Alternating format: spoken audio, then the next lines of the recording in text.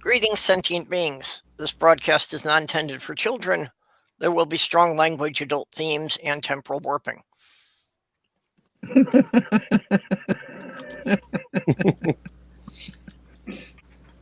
Oh, damn it. I just ironed my temporal. Well, today will eventually be National Time Travelers Day. Oh, you know this for a fact then? Yes. Okay, well. All right, so how do I sound? Can you hear me? You sound fine. Okay, so because today is National Godless Sewing Day, anthropic cascade failure is real, regardless of what scientists are telling you. So when you travel back in time and you walk up to yourself, whoever's not from that universe will completely disintegrate back into the universe. So time travelers, beware. Always bring your towel. Yeah, you jumped ahead a bit before I got to explain the day. But sorry.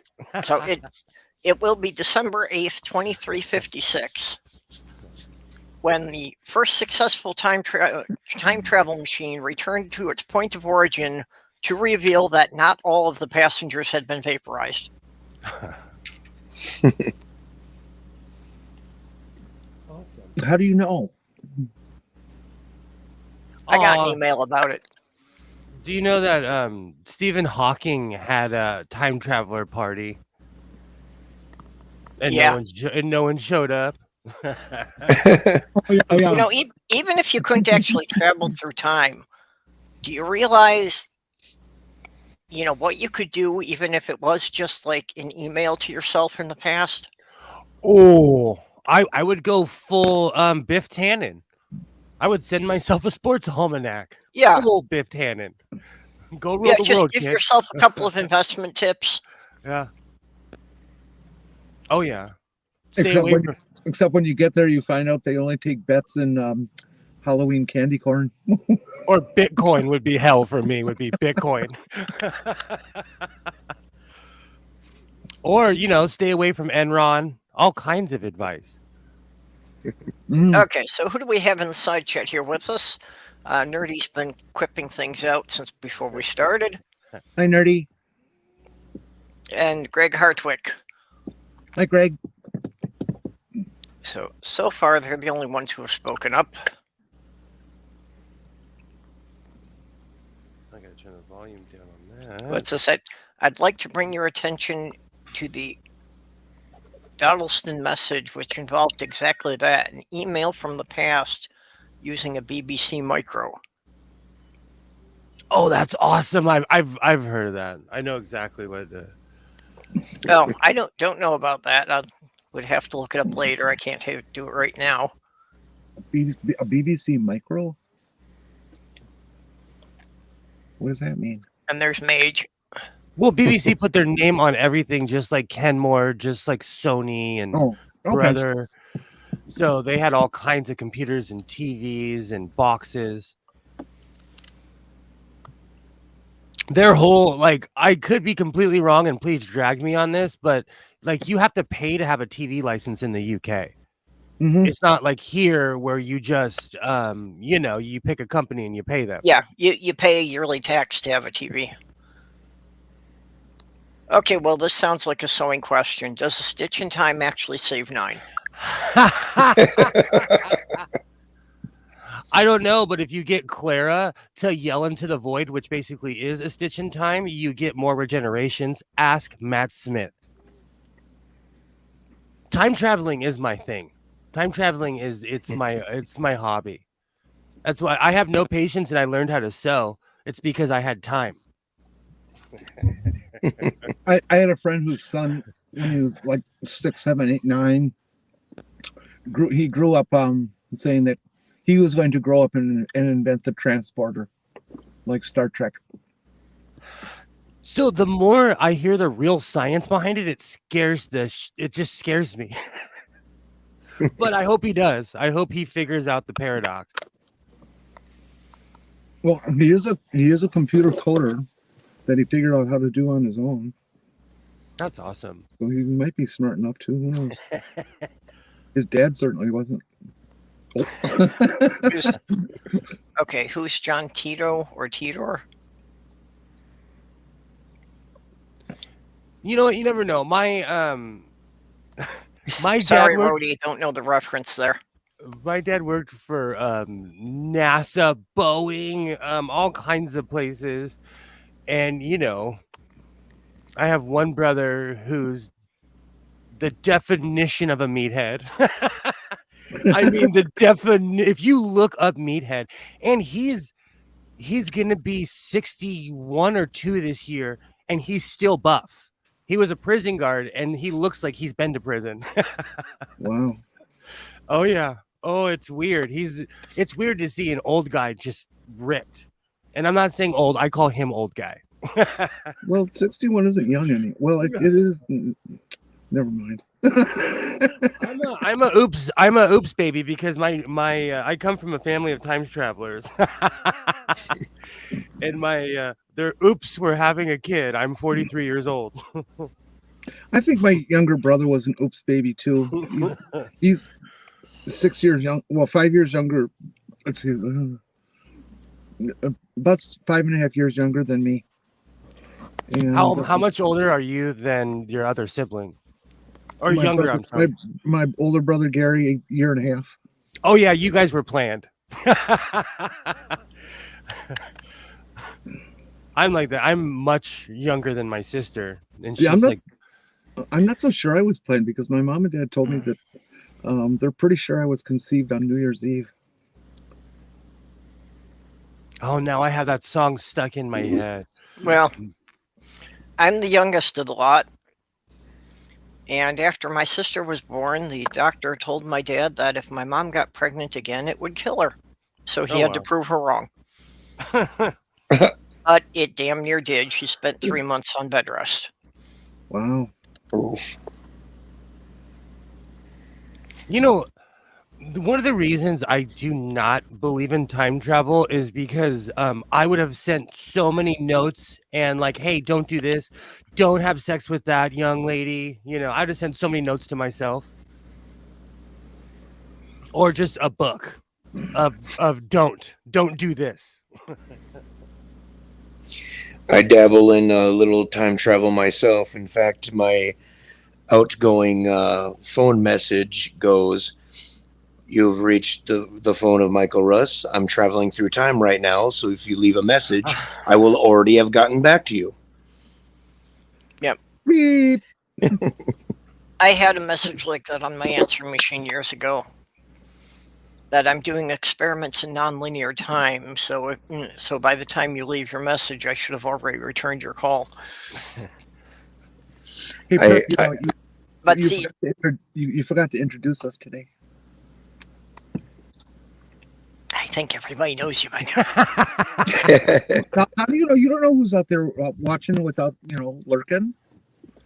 Come on, I had my whole rap. Okay. Like a different rap for every scene and stuff. Jeez, so, okay, with us today we have Doc Fearsome, Godless Sewing. As time travelers, you all know that I'm already here. Nice to see you. And providing scenery for us, we have Jenny. I'm sorry, I've already left. No, I like that was worth it. I'm stealing that. I'm stealing that. No, today we're looking at the northern hills of Houston, Minnesota. I decided to stay home today instead of drive 30 miles to the Mississippi.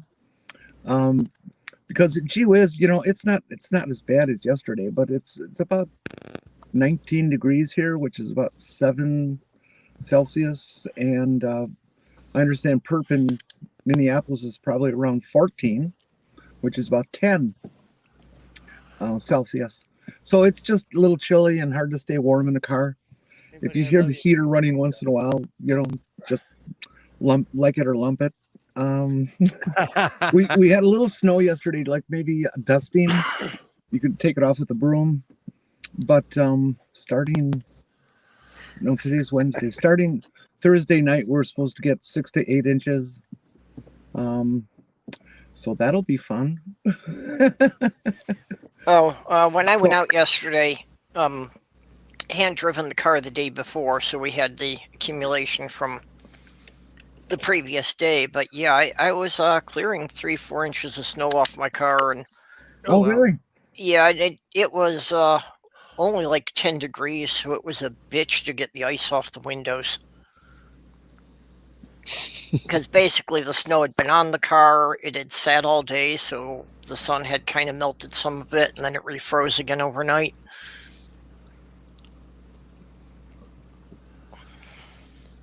Winter in Minnesota. And then next week it's supposed to go up into the 40s. So, Yeah. Whatever Alexa, falls on Friday might be What's gone the by next temperature right now?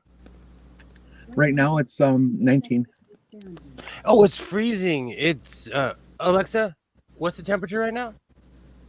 Right now, it's 57 degrees Fahrenheit. Oh, it's 57 with the sun out, and I got the garage door open. Oh, what a perfect temperature. It's so when I lived up north, I never got used to the fact. So in California, if the sun's out, it's bearable. When I lived up north, it never registered in my brain that when the sun's out, it's still cold. So every time the sun would be out, I'd put my shorts on, I would put on my Vans trying to be cool, and I would get about 4 steps outside. I never got used to that. So I'm sitting here in my car with the window open because I like the fresh air. When I lived in Portland, we could always tell a local because they were wearing shorts and they didn't have an umbrella when it was raining. But to educate you Southerners and warm weather people,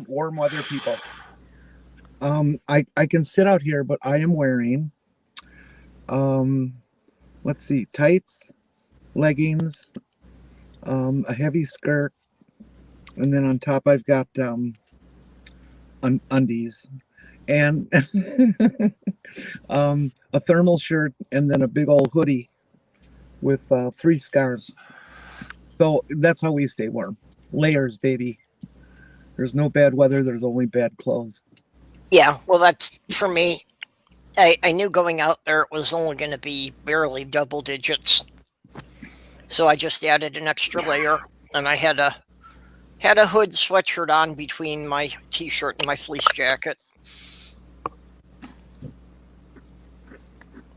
And that's all you do. It's like, yeah, when the temperature drops another 20 degrees, you just add another layer. Meanwhile, in California, it was 40 something last night. Ooh. And I had layers on.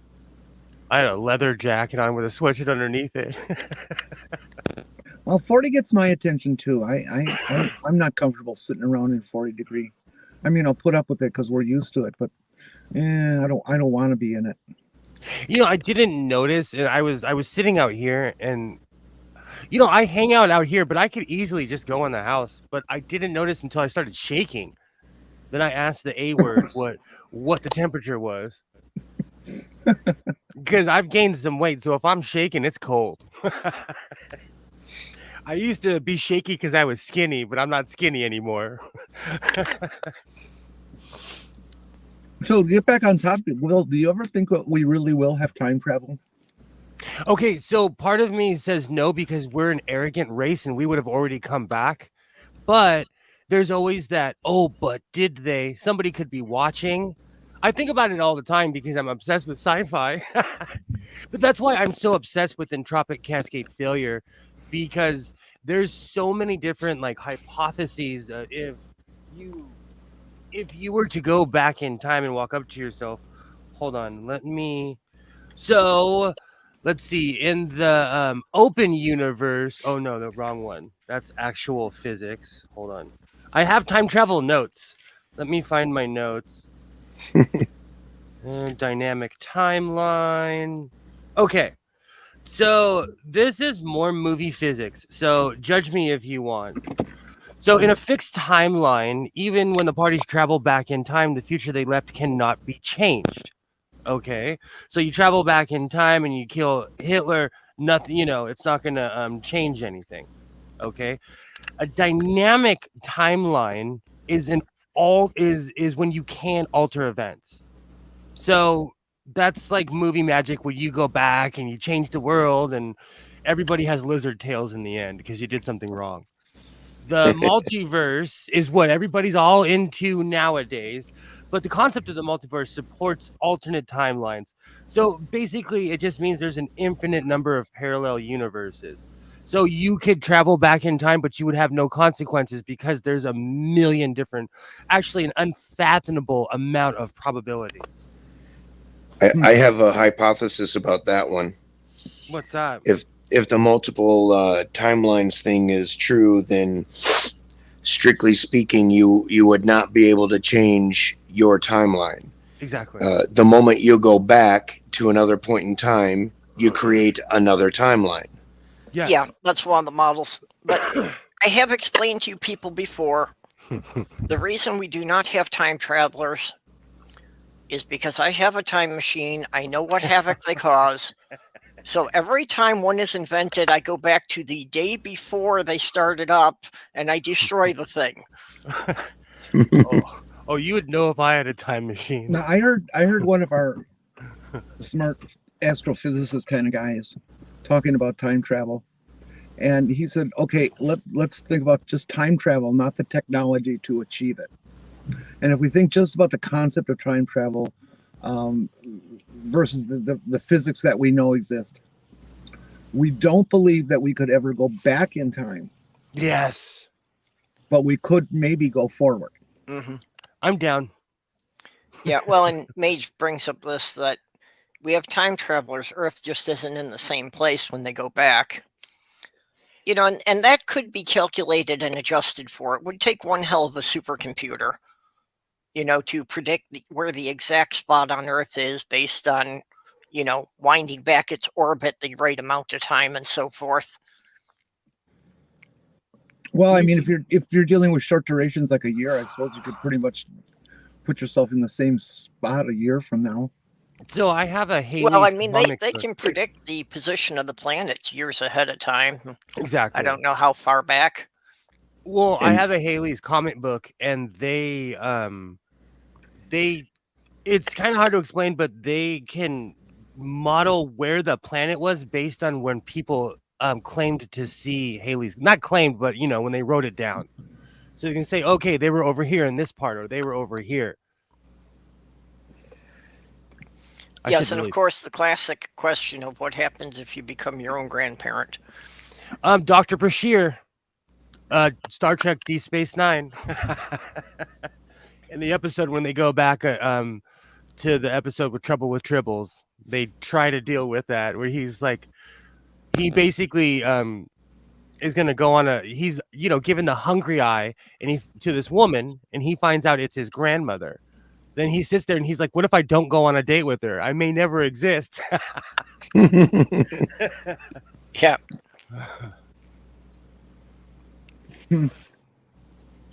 Okay, Lizard Tales nerdy. I think I missed something.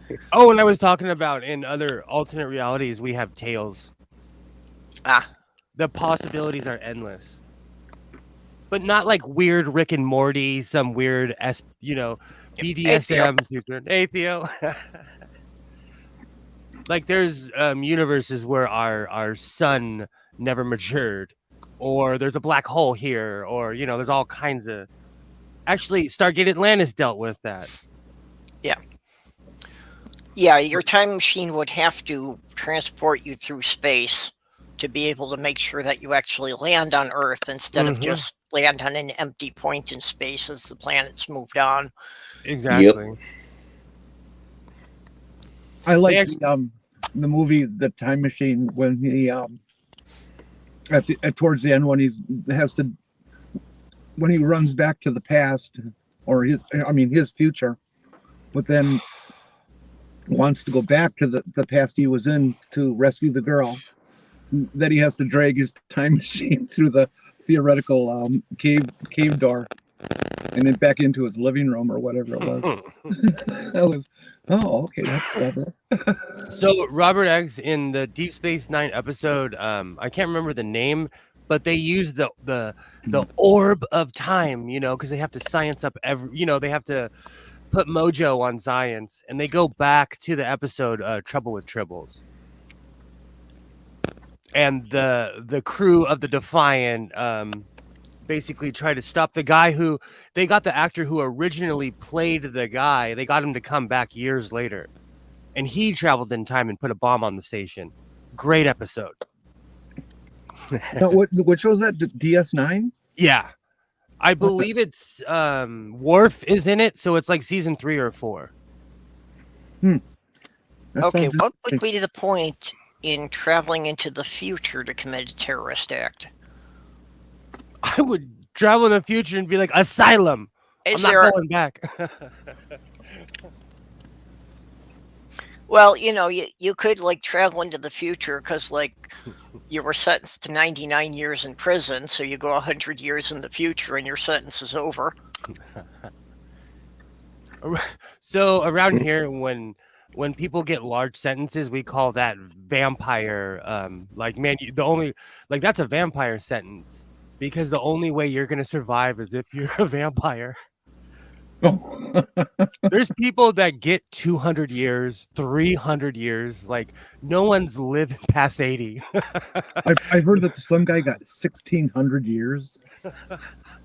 That means Yeah, consecutive sentences for things. sometimes I think the judge knows something that we don't. Maybe they are vampires. Well, there could be things that were said in chambers that weren't part of the public. Has anyone seen the 80s movie My Science Project? Absolutely. No. Is that with John Hurt? Sorry? Is that with John Hurt? No, I don't think so. I think you Isn't that need the to one with describe the it. I high don't school know if kids? it's one I saw or not. Isn't that the one where the high school kids conjure up through science some gorgeous woman? No, that's Weird Science. That movie Oh, is yeah. the definition of the 80s. I love that movie. I've never seen it. Oh, I love that movie. I was of that age. I love that. I'm trying to think of the name of the actor that played the teacher in My Science Project. He's pretty famous. He's dead now too, but Sorry, I'm slow on my Google food. Do any of you guys use IMDb? yeah, I do. Trying to look it up now. What's it called again? My Science Project. Yep. My Science Project, 1985. A high school actor student and his friend find a strange orb-like piece of equipment to use as a science project, but must stop when it begins to threaten mankind. Oh, I miss Fisher Stevens. He was in I all must the... have seen it Yep. at some point. It seems vaguely familiar. Oh, Dennis Hopper's in it. Dennis Hopper. Yes, thank you. I was just drawing such a blank on that. Damn, that is old. Yep. But Fisher Stevens is one of those people who was in like every 70s and 80s movie, 90s. He was in a ton of movies. I don't recognize the name at all. He was in Short Circuit. He was the Yep. Indian guy. Oh, okay. All right. Yep. I think this is probably the only really likely way is something that is more like Stargate, that you have to have stationary portals that you can transmit to. But that would basically mean you couldn't go back in time, past when the first one was functional. Well, in again, back to movie sci-fi. If you go around the sun and pass through a solar flare, you can travel back in time for some reason. Oh, Well, weren't solar flares how they did it for Stargate Yes. when they went back to 1969 or something? Yeah. And they used that very storyline every time they wanted to time travel. They'd say, oh, because we went back to 1969, we figured it out. Kind of like in Star Trek. Even as a kid, I wondered if you went around the sun a bunch of times, would you time travel? That just seemed impossible to me. But The Voyage Home is one of the greatest movies ever made. well, in the comic books, or when I was a kid and reading it, Superman would go back in time by flying around Earth the opposite direction of its rotation at the Yep. speed of light. I always wondered, is that plausible? But the whole going to the future thing is more plausible than going to the past. So, like I said, it's just lights, glitz, and camera tricks. It's movie magic. Well, turning the Earth's orbit back, that's not gonna roll back time. That's probably gonna send everybody flying forward hundreds of miles an hour. Actually, Yeah. No, he's just flying around it himself. He's out in space. No, I think there was at least one storyline where he actually had to reverse the rotation of the planet, to reverse everything that had happened and make people undead. yeah, that the first movie. Was that in the Christopher Reeves movie? Yeah, Oh, You know, boy, it's been- yeah, because Lois Lane got crushed by Oh, the Earth yeah. opening up, and then he like freaked out and flew out and spun it back. Wouldn't it Yeah, just my been- girlfriend died, so let's destroy the whole planet. Wouldn't it just been easier to masturbate? It's- During COVID, I watched the Richard Pryor one over and over. I have the box set, and I still have not watched the first one. 'Cause really? Well, no, I've seen it, but I'm obsessed with the second one, of course, with General Zod. But I loved the one with Richard Pryor. I never had that much interest in any of the DC characters. I was definitely into the Marvel, the Marvel from the 60s through the 90s. You never got into Batman. If you want to talk about time traveler, Batman is a time traveler. Especially with all the new age stuff. Batman's only superpower is virtually infinite wealth. Without all the money to have Wayne Enterprises developing the gadgets, he's just an idiot in a costume beating up people in the alley. Like Bruce those people Wayne in, was a counterfeiter. like got those all people in cash. Washington. There's people in Washington State that really do that. That dress up as superheroes. Like and it's all fun and games until you get your ass kicked when you're dressed as the Flash. Yeah. That's just embarrassing. Or you get arrested and you're dressed as Thor. Or your name is Bob and you're dressed as Wonder Woman. Well, where I live, people won't judge you. No, but prison is a different scene. Oh, that's true. That's like when people get arrested on Halloween, Oh, There's always yeah, that could definitely be no fun. I went Batman's other through that. superpower is prep time.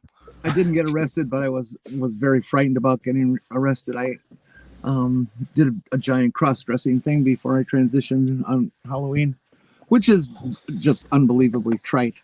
So, I thought it was such a brilliant idea, and people do it all the time. Well, actually, no-no. it's one day that it's safe for a lot of people to experiment with when they're not really sure. Exactly, and there's usually a rush of people who transition in November and December. Then, Yep.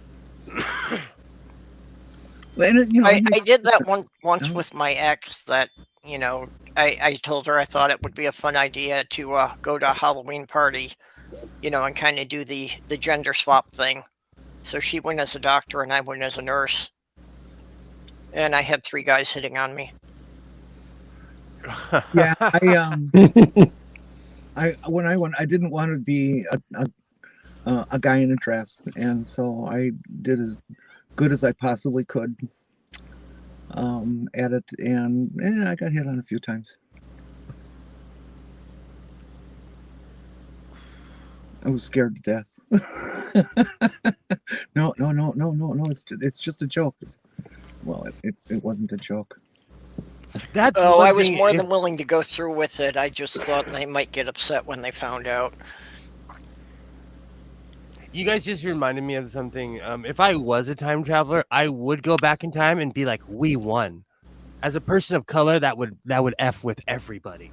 They wouldn't know what won. They wouldn't know who won. Oh, jeez. Oh, that would be great. And I mean, like, I would walk in at the sign of the Declaration of Independence and be like, you know, it doesn't matter, we won, wearing all my American flag patches. God, that would be a riot. Plan B from Plague Island. I'm sorry. I thought Plague Island was on to at least Plan G by now. Oh no, Stool lives. It's Turf Island, Plague Island. There was a mini series produced in the UK that has been on public television in my area for a while now, a number of weeks. I've kind of lost track of it, unfortunately. It was called s07-ep13, which of course stands for, you know, the SS of the Nazis, Great Britain, and it's a cop story of all things, but it takes place in the post-war Britain where the Nazis actually took over, and it's pretty fascinating, very scary. And it was very well done. It was very believable as to what things might be like. Did you watch that show? I think it was on ABC where they had if the if the crowd eating people, no niceties intended, I'm kidding. If they had won, well, the West Coast was the territory of Japan, and everything, you know, in the East, and everything from like Texas on was property of Germany. That was an interesting show. I would think it depend on how Germany won. If, you know, they say that Germany was working on an atom bomb as well. If they had won with that, Okay, I think they would have proceeded to take out Japan too. so as a time traveler, I actually have the answer to this one. Did you know that do you know who invented the first spy microphone? It was the UK. And during World War II, I actually watched a documentary about this. During World War II, this is how we know that a lot of German soldiers knew what was going on, because the Brits put microphones in everything, and they took all the astrophysicists and everything, and they played. They were playing like fake, like, oh, the Americans invented the atom bomb, and one German scientist turned to the other, and he was like, "Is that possible?" So they were thinking of it, but they weren't even close. They weren't even like in the laboratory doing anything about it, and they were already captured by the time. You know, by the time they were captured, they admitted they weren't working on it like we were. I remember some war movie really had this ridiculous concept that the Germans were working on an atom bomb, and the Magic Squadron, you know, in this bullshit World War II film, is trying to prevent Germany from getting Norway's heavy water for. Oh, that sounds familiar. I think I saw that. Yeah.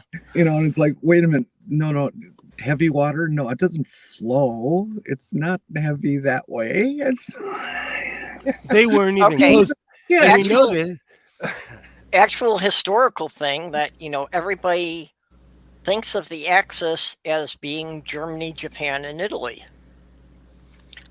Mexico was also allied with the Axis powers, and Hitler had sent a message to the president of Mexico, basically telling him to declare war on the U.S. The president of Mexico, we intercepted the reply rather than the original message. The reply from the president of Mexico was, "Are you fucking nuts?" Pancho Villa tried during World War I. He was like trying to get people to take Texas back. And that didn't work. There actually was an incident, though, of a U.S. destroyer that got attacked by some ships from the Mexican Navy. because they ventured too far south into their waters.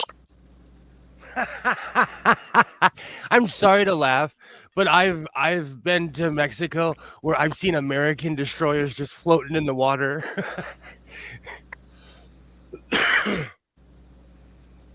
Well, I'm sorry, but the United States has made Mexico its fucking lapdog and forces it to live in a pigsty. Well, it's not our military, it's our companies. Anything that you can't do that's toxic in America is done over the border in Tijuana, in El Paso. Like, pick a border town. Yeah, but the government allows that to happen. The government could put a stop to that. So it's our companies that are destroying the environment in other countries. Mm-hmm. Oh yeah, absolutely. Well, that's a big part of why Train Air Conditioning, did that thing and built that big plant down in Mexico, because a lot of the refrigerants are considered toxic waste. So there's all sorts of environmental controls on them in the U.S. They don't have to deal with all that in Mexico, and they don't really have to care if they, have a chemical spill down there. All America would have to do is to write a law that says, if you're an American corporation and you go overseas, you must follow American regulations for environmental purposes. I agree with you. If you see what Dunlop and Firestone have done to like the north side of Tijuana, Mexico, and I don't know how people don't think that something that close, if the air switches, all that toxic air doesn't float into San Diego. Mm-hmm. I don't know how people don't realize, just because you can't see it doesn't make it less toxic, That's always tripped me out, because they have tons of businesses right on the other side of the border. The people of southeast Wisconsin would understand that very well. Because back in the days when the EPA was doing testing for determining the emissions concentration, automotive emissions concentrations for various parts of the country, there was a weather system that lasted most of the summer that kept blowing all this air from Chicago and stuff north, which is an unusual pattern for Wisconsin air. And that's when they were doing their measurements. And so they got all this Chicago air for their measurements and slapped tight automotive testing regulations on Wisconsin as a result for just the southeast area. That's crazy. Theo, that reminds me of well, on the flip side, after World War II, America more America, but we exploited Japan so much it was gross. Like, American companies came in and they were like, hey, you guys are broke, here, work for us at slave wages. Well, yeah, before the war, most companies were dealing with Nazi Germany. We did wind up with, finally there being boycotts of Germany, that they weren't allowed to sell American products to them. There was an American Nazi party up until the war. There were brown shirts. There were people that were actual brown shirts in America. Yeah, I see. Well, that's another documentary, because they taped themselves. One of the results of banning American companies from selling to Nazi Germany was that's why we have Fanta soda. Because the Coca-Cola plants in Germany couldn't get the syrup anymore, so they had to come up with their own flavorings to make the soda. Oh, no! And that's how we got Fanta Orange. Now I have that song stuck in my head. Am I here? Yes, you are, Stool. Yes. Okay. Firstly, this is a very fascinating conversation. What song, Will? Wanna, don't you wanna, don't you wanna, Fanta, You've never heard the Fanta song? No, Old commercial jingle from the 70s. I watch a lot of television. Stool, we can hear you. So now I just figured out that that's your screenshot, and you're not just like staring like a creeper. Well, I've been fixing things because I'm in Windows, so I'm not entirely sure if I sound like a bag of dog shit or not, because I've had to do I was something. noticing that the beard doesn't move when you talk. It took me. I gotta take my glasses off. It took me a second. I'm thinking you can hear me. I can hear you. We can hear you. Right. Do I sound like dog shit or am I sounding sexy? No, you sound okay. You're just not as you're neither. My mic sucks too. I had to go on my MacBook Pro. I We don't can know hear what- you. We just don't want to. Oh, Jenny, go away. Yes, sir. You're just not your usual overbearing, loud self. Oh, so am I quiet? Yes, you are quiet. Okay, thank you. This is really this is the first time I've been able to use Windows to do this because Windows 10 is a dick. So I'm fiddling with things. Secondly, purple, everybody's the wrong shape. Have you fucked up? No, it's just a matter of, That's better. which layout version I was taking. Please keep it like that. You can see all my hoarding with the full layout. Otherwise, Actually, it kind of depends on how many people are in here. I found which layout works better. I thought I was stuck in 1985. We don't do the square anymore. We do the long. Hey, don't be square. Gosh, I haven't done that. Mia Wallace references all day long. I love Pulp Fiction.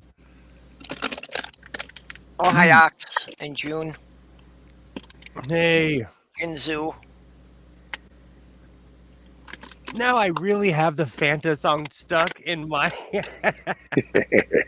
Yeah, I know what you mean. I can still, I can see the image from the commercial of the surfers. There are certain that's the genius of advertising, That's why I say Godless Sewing at the Godless Sewing channel. Don't forget Godless Sewing, because if you say it enough, it gets ingrained in your skull, Well, and I keep asking why it is I remember all this trivial shit, and I remember about, tiny battles in World War II that no one else ever heard of, but I can't remember what Sloth Girl told me last week. Same. I remember every word of every rap song I ever listened to in the 90s.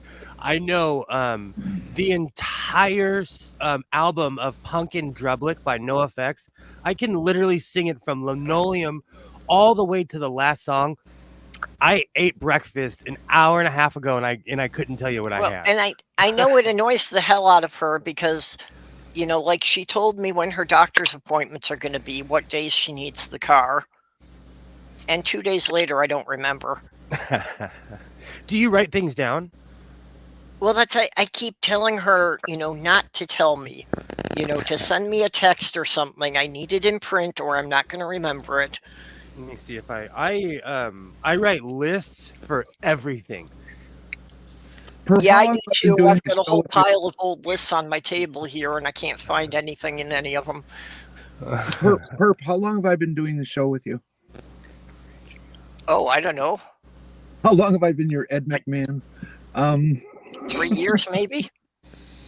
2 to 3 years, something like that. Today I wrote you that note that said I'm going to be, I'll see you at the show, but I'm not going to go out and do anything. Blah blah blah. Moments before I wrote that to you, I remembered, oh, there's a show today. And the only reason I remembered that was because I saw your announcement that there's a show today. So, well, that's why I always send that out a half an hour before the show. I figure a lot of people need to be reminded. Yeah, but you think that I would remember? Jenny, to be fair, there's a lot of times I don't remember, like last week, it was like 8:30, 9 o'clock at night, and I was actually feeling really tired and thinking that I was going to go to bed early, and then I realized, oh, fuck, it's Thursday. I can't. I've got to be on in an hour. Yeah, I was about to go take a late morning nap when I saw your note. So, oh, I can't nap was my reaction. Oh, I got to do the show. I said, oh, I can't nap. Oh, well. I got out of bed for the show. Ever since I've embraced Isaiah's homeschooling by sleeping in. I make sure he gets up, then I go back to bed.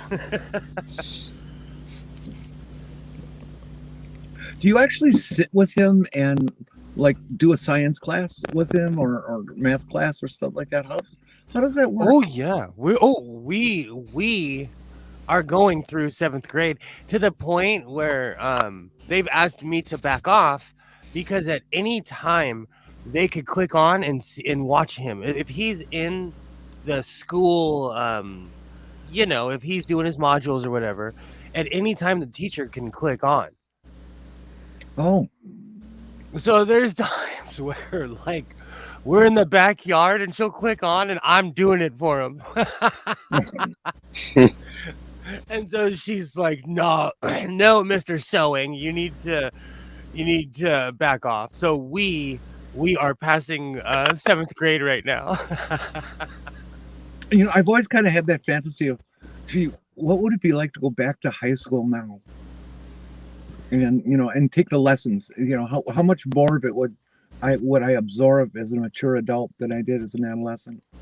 My thing is, school in general would give me anxiety, and like when a test would come, I would always be like, oh F, I didn't study. Even if I did, So now when like the only thing I can't do is Isaiah is doing like trigonometry. His math is on a different planet. I honestly couldn't even tell you what he's doing. It's Really? so He's beyond taking my trig? Yes. Because he's really good at math.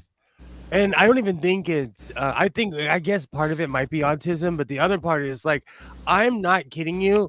One of the reasons I smoke massive amounts of pot is because I have an eidetic memory. I don't know what it is. I remember everything. And I'm really good at math. And Isaiah is beyond anything I would have ever achieved at his age. And this to answer Greg Hartwick, this is actually the first time I've gone through 7th grade without acne, so it's beautiful. No, but everything else I can help him with, but Yeah, sorry, Mage, but yeah, my experience is more like this. I literally do have nightmares about being back in high school. Yeah, well, that's different. I've had those too. Oh my God. well, back to the time travel thing. I had recently my cousin asked me, we're having a stoner moment, and he asked me, he's like, what if you could go back and do it all with the memory you have now? And I looked him in the eyes and I was like, I don't believe in much, but that would be the definition of hell. Because I would go back, I would have to, like, you would know what's coming. You would know what's going to happen. Like, they would lock me up if I said, oh, on September 11th, this and this was going to happen, Yep. Like, people may not believe you, until it actually happens. And then, I don't know, it would be awkward. I actually had a really weird dream just last weekend. That I was back in high school, but all the teachers were like replaced with all the atheist YouTubers. Cute. Yeah, so I remember Vice Rhino teaching one of the classes. Oh, that's hilarious. But it wasn't really him. Of course, it was his avatar. So we've got an anthropomorphic rhino teaching the course. Oh, that's... I've had a dream. It's repeated a few times, not a lot, and it's only a snippet that seemed to take 30, 40, 50 seconds maybe, where I've transitioned, but I'm in junior high school, and just entering high school, and it was really, really traumatic, and then the dream ends. But that'd be a fun one to let run for a long time. Yeah, I think for me the problem would be that I would understand what's going on with me, but I don't think that would help the matter because no one else would. Well, My biggest issue with school was that at the time, none of my shit was diagnosed. So even if I went back and I knew what it all was, I wouldn't be able to get anyone to pay any attention to it. Well, my assumption is that if I was able to go back, if I was writing the rules for this, it would be with today's cultural awareness of life, liberty, and pursuit of happiness versus the 1960s, 70s awareness. Okay, well, that would make a huge difference Yeah, if they but actually knew what Tourette's and autism were. even in the 80s, people literally thought that if you sat on a toilet seat, you could catch AIDS or HIV. They didn't know the difference between the two, and that went all the way up into the 90s, where things were not that good. Well, you see, when I was a kid, they thought if you sit on a toilet seat, you get pregnant. So we're just now coming out of the fog of stupidity, and we're going right back into another one because we're digressing almost. oh no, we're not coming out of it though. Will I've seen twice in the last week or so where some guy has written a tweet that implies that women pee out of their vagina. Oh, F. That they have no clue what a woman's anatomy looks like at all. So I volunteer for the time travel experiments. Send me to the future. I don't want to be here anymore. I'll take Isaiah and my sewing machines. Yeah. Oh man, that's awful. I'm afraid that Idiocracy may be an accurate prediction at this point. We're pretty close to it already. I remember the first time I saw that movie on HBO, I was like, what the F is this? And we are literally living it right now. I was afraid to see it. I had never heard of it. And it's going to be true. It's going to be true. I don't want to see it. Well, I saw it with my fiance, and that was like many years before Trump said about running for office. So, oh yeah, I saw the whole slide down. And I was like, fuck yeah, this is happening.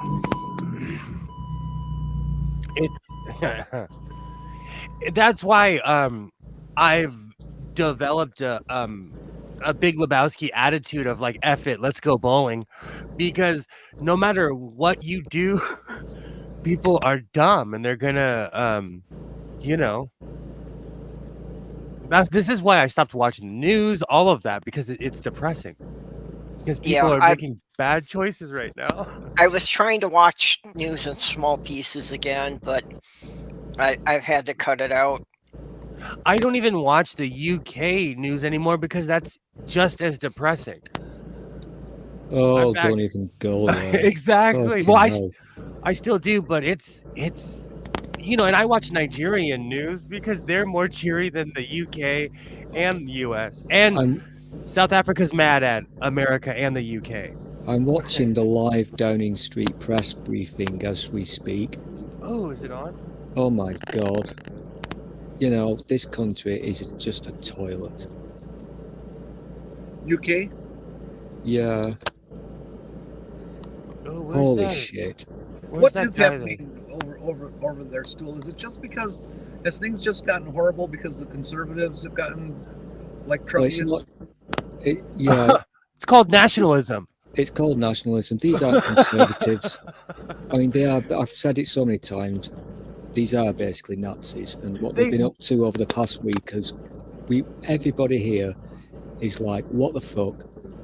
And oh my God, it's bad. And there's a live press conference now where he's having to explain and apologise for the shenanigans that they've been up to over the last week, which would just make your genitals do weird stuff. We're so pissed off.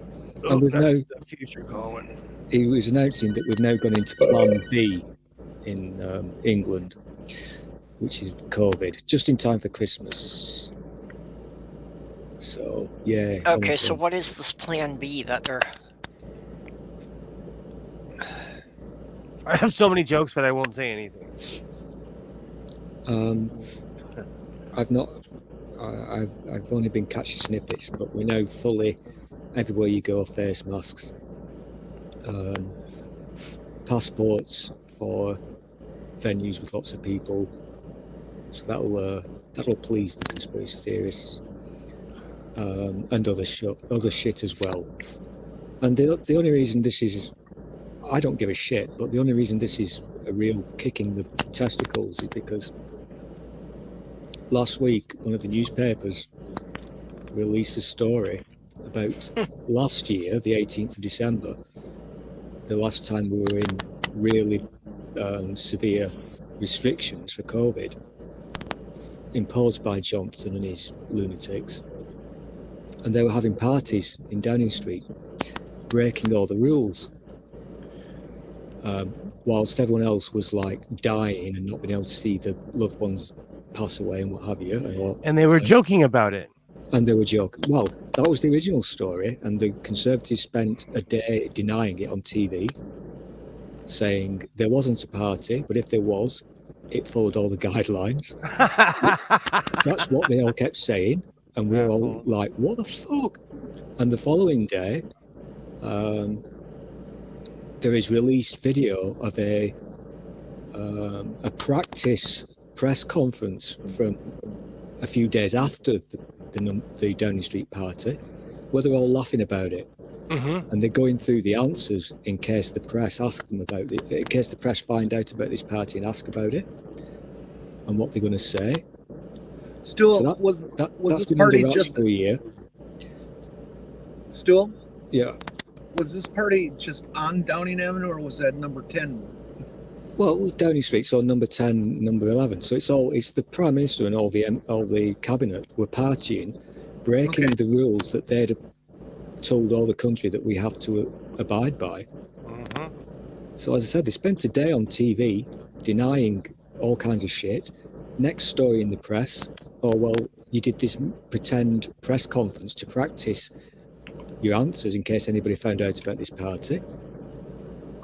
And then after that, Rees-Mogg, Will knows who I mean, did a video about him laughing about how the police won't investigate any of this. He is a real life human turd. He's The word not. Somerset makes my skin crawl because of him. Because of him. So He is. here's the thing. Lots of people are very, very pissed off because this time last year we were under very strict restrictions. So as I said, you know, if your loved one died, you probably couldn't go to the funeral, and all that kind of shit, you know, that we know about. But more importantly, well, not more importantly, but also, Well, that was like here when COVID very first started to show up, and all the conservatives were saying, well, old people should be happy to give their lives for their country. Oh, fuck that. I'm sorry. but we also See, that makes had me curse. That makes me curse when I hear stuff like that. these rules that they brought in just in time for Christmas last year, which fucked up a lot of people's Christmas, as you can imagine. You know, you couldn't get with your family or whatever. Well, yeah, and people make travel plans months in advance. Well, And the people bottom who- line. People who Sorry. broke these rules Yes. ended up having to pay huge fines, ranging from £200 up to £10,000. And those- Dominic Cummings got to do whatever he wanted to do. And those cases are still going through the courts because there's a backlog. So lots of people face fines, and yet at the same time, it turns out that the good old cabinet were partying away in number 10. I would be And pissed. They had the everybody's country on lockdown. Really fucking pissed. I can tell you that. They literally had the country on lockdown, and they were they flouted their own principles. Yeah, but We have this fight with the police here in LA. Like, if you can't enforce your own laws, you don't deserve to be in power. If It you don't gets worse follow your still. own laws. It gets worse because we had the boss of the Metropolitan Police, that's London, being interviewed, and she was asked, well, are you going to do anything about this, because that was against the law? And she said, well, no, unless we get a complaint about it. And Dominic Raab was on the TV, and he said, well, the police don't investigate crimes from a year ago. What? Since when do the police not investigate crimes that have happened? It's ludicrous. Oh yeah, I heard The that. hell? I don't care where you live. Like, the cops will look up something that happened 50 years ago. There's no statute limitations. Well, it was funny because the way they put it, they were basically saying, look, you can't investigate crimes after they happen. What kind of fucking police force is that? Oh. That's why, like, even right now, Boris Johnson was like, "Oh, I was also furious when I saw the BS." They are lying. They're Well, just they're trying to save their asses. today, after after we've had these days of them denying the party happened, but if it did, it followed the guidelines. Today at PMQ's, Prime Minister's Questions, Johnson had to stand up and get questioned by Starmer about the latest revelations. We've now seen these videos where we know there was a party. You were laughing about it. We've seen you laughing about the damn thing. And are you going to investigate this now? Can we get the police in? Also, you need to resign. And he said he's going to launch an independent, no, not independent, he's going to launch an investigation into it, which means fuck all will be done about it. So the rule, I say it all the time when people in power say, "Oh, I'm going to look into it. I'm on it right now." That means they are literally not going to do a damn thing about it.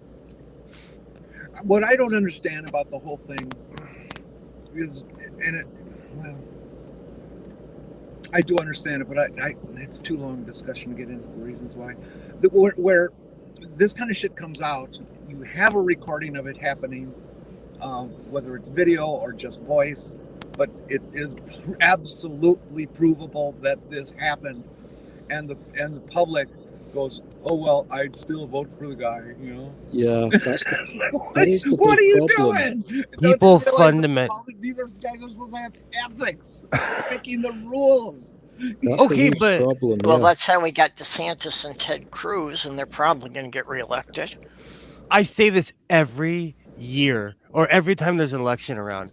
How does Mitch McConnell get reelected? He comes from the poorest state in the union.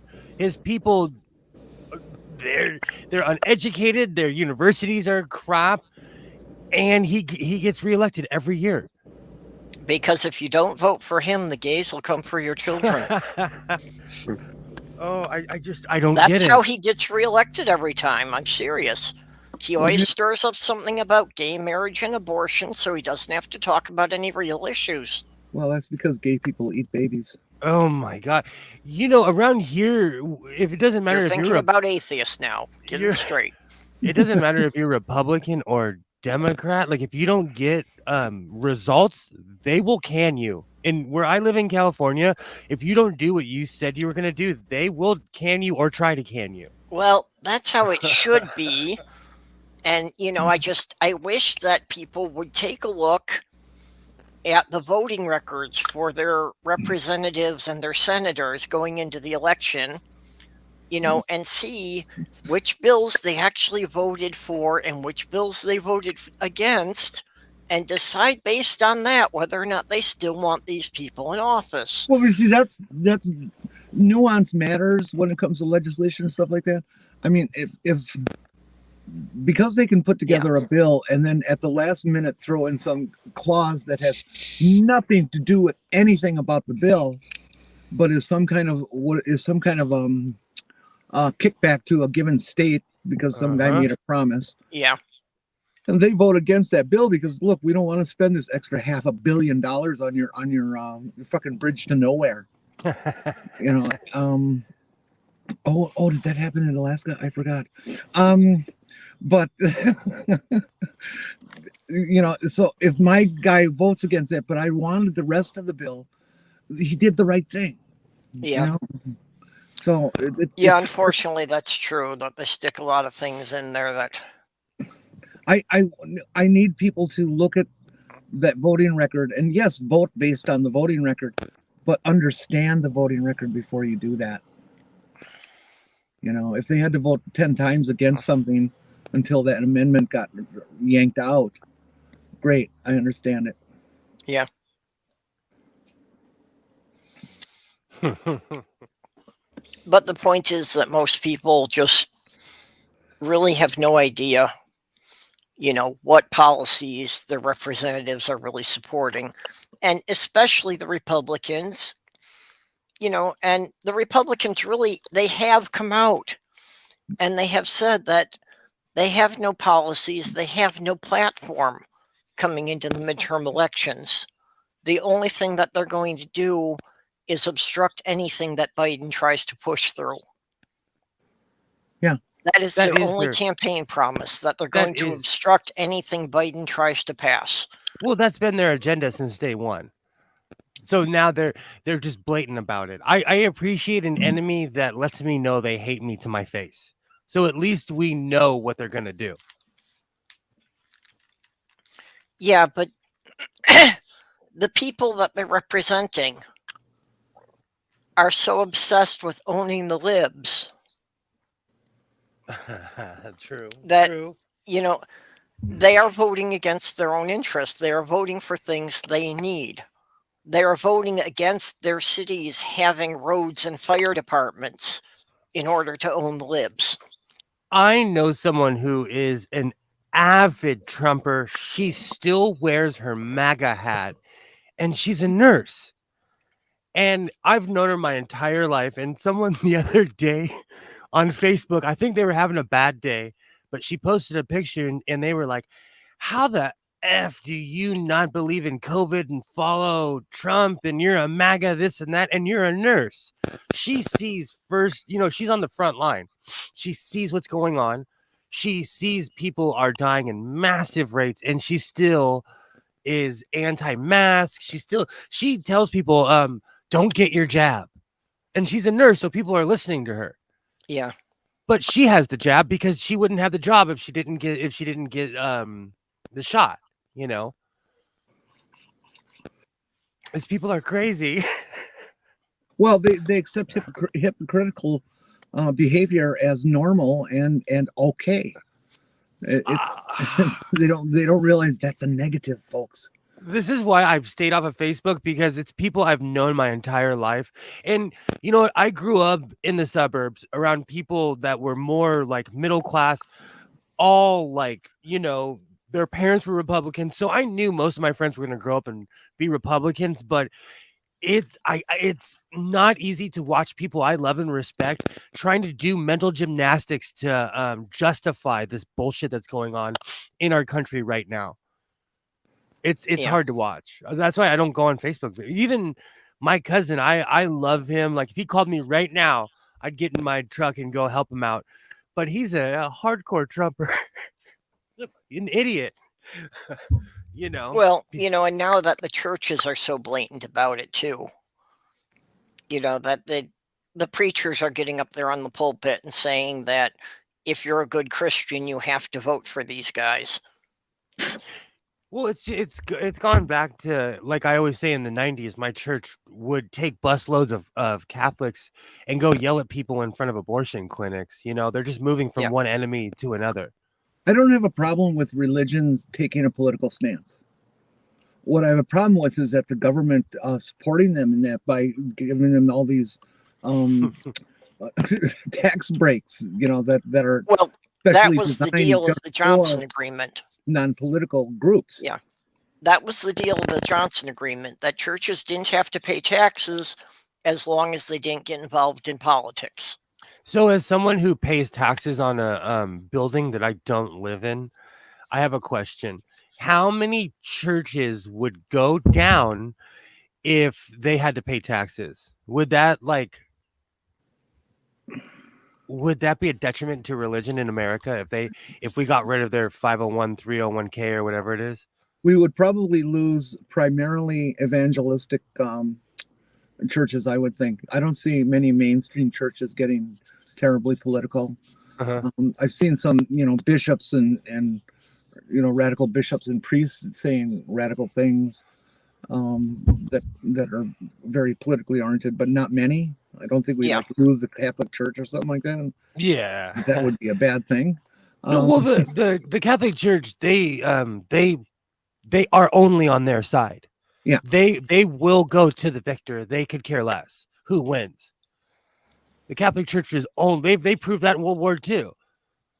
Yeah, they are only on their side. They're like I always say, in the rinky-dink church I grew up in the hall, there is a statue that there's only 3 of these statues on Earth, and this statue came from the Vatican, but there's priceless artwork in my rinky-dink town because the Vatican has so much pillaged and stolen artwork. They can send it all around the world to different parishes.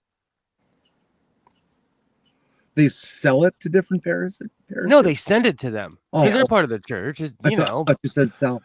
But I when my father Yeah, they're kind of passed like, traveling museum displays that get sent to different churches. if you think about it, from a white collar crime aspect, it's a good way to wash money and to hide things because you can't track it if you're sending it around all the time. But when my father passed away, I hadn't been in the church in 25 years, and I walked into the hall with my mom, and I'm like, this is one of the most beautiful statues I've ever seen in my life. And my mom, my mom is actually a part of the church, and this woman was telling me like, oh no, this is from the Vatican, and there's only 3 of those statues on Earth. So they have more money than we even could fathom. I saw this program last night on Nova about the repair and restoration of Notre Dame, and I've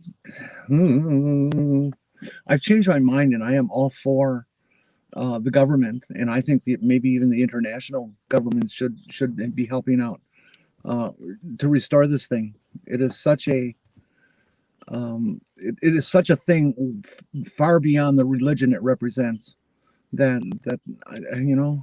Oh, I agree with you. architecturally and all that kind of stuff. I see, some value of it in a historical landmark in that, but why can't the church just do it itself? It's not like they don't have the money. And I'm going to tell you from a personal standpoint, when you go to a place like Mexico, the Catholic Church has ruled in Mexico forever. So you'll walk into some podunk town and you will see you'll walk into a church and you'd be like, where did all this stuff come from? It's the most beautiful church I've ever seen in my life. My only contention with that is that just like the White House in America, it was built by slaves. So it's breathtaking. And, you have to have a certain amount of discretion when you look back at the past. But when I don't know. I've been to like Rome or France. You don't get that feeling in France. But when you go near the Vatican, you're like, oh, slaves built this, or it's a weird thing. Especially like in Mexico, the Catholic Church literally ruled with an iron fist. According to this program, did you know that at least in France, I don't know if it's become an international thing, but in France, when you're given a mileage from Paris to whatever, it's actually from Notre Dame in Paris to whatever. Oh wow! It's actually used as a landmark that way that much. I don't know. It was just amazing how intricate everything about that building is. If you happen to catch it on Nova, definitely watch it. It was very cool. I'm pro the restoration of history, though. I want my son to have. I don't know if he'll be able to, but like, when I was younger, my parents took me to certain places around the world, and it was an experience. And as an adult, I went back. And I went to a lot of really tourist places. Like go ahead. No, I was just saying, like, it's we need the Colosseum to still be standing, or like Michelangelo's paintings, or we need these things around because it's a history. It's what's left of us. Do you realize that much of the Colosseum is actually made out of concrete? Are people aware of that? Oh, they just want to go and take pictures with those fat guys who call themselves Romans and that are in front of the Colosseum. Well, I just find it funny that people curse concrete. Oh, we've turned into this concrete, blah blah blah blah. Yeah, but concrete's been around for thousands of Yeah, years. the Romans used concrete extensively in their major building projects. The thing that And trips it's me out. stronger concrete than we have now. Exactly. Like you'll go and you can walk on the same roads that people that the Romans did. Yeah. You come to LA, there are roads that were built 2 years ago that are falling apart already, I'm Yeah, they build a serious. bridge here and they go, oh yeah, this will be around for 50 years, and be proud of it. And it's like, well, how about those ones in London that are 1,000 years old? Exactly. That's what I think that same thing all the time. I'm like, why are we so crappy at building roads? Like, shouldn't we have this down by now? Okay, what I always wonder about is why it takes them so bloody long to build a bridge. In World War II, an Army Corps of Engineers built a bridge across the Rhine River in 8 days when they were constantly under enemy fire. So should we go? When one of the bridges in downtown St. Paul was out, it took them 3 years to replace it. You can't compare that. When the Army built a bridge across the Rhine, it was one of these temporary floating bridges. But the point is the enemy was dropping bombs on it every day and they still managed to complete it. I gotta look that okay, up, so though. what? It's still look at the structure, the nature of the structure and the position that it's in. If the Army would have replaced I-35 to its original specifications in 8 days, I'd be impressed. Okay, but they just laid out this floating bridge that was designed to be done in a rapid situation. So no, sorry, I'm not impressed. Okay, yeah. I was being rather hyperbolic about it, but still, I get your point. A lot of it has to do with the bureaucracy. I'm Googling after the 94 earthquake. I want to know how long it took them. During the 94 earthquake, part of the 5 freeway fell, and the 5 runs all the way from Guatemala to Alaska. So if you live on the 5 freeway, it's near where you live. Is that the one that was double decker and collapsed on itself? That was that was more south from where I live. Oh, okay. I live on the part where the motorcycle cop lost his life because he didn't realize that the road had come out, and he was actually stuck on the freeway and didn't realize it. There were people, because the freeway collapsed on both sides, there were people who were stuck on the freeway for days. Because you're like 300 feet up in the air and you don't realize it until you're stuck on the freeway. Because where I live, it's a major cross intersection of freeways.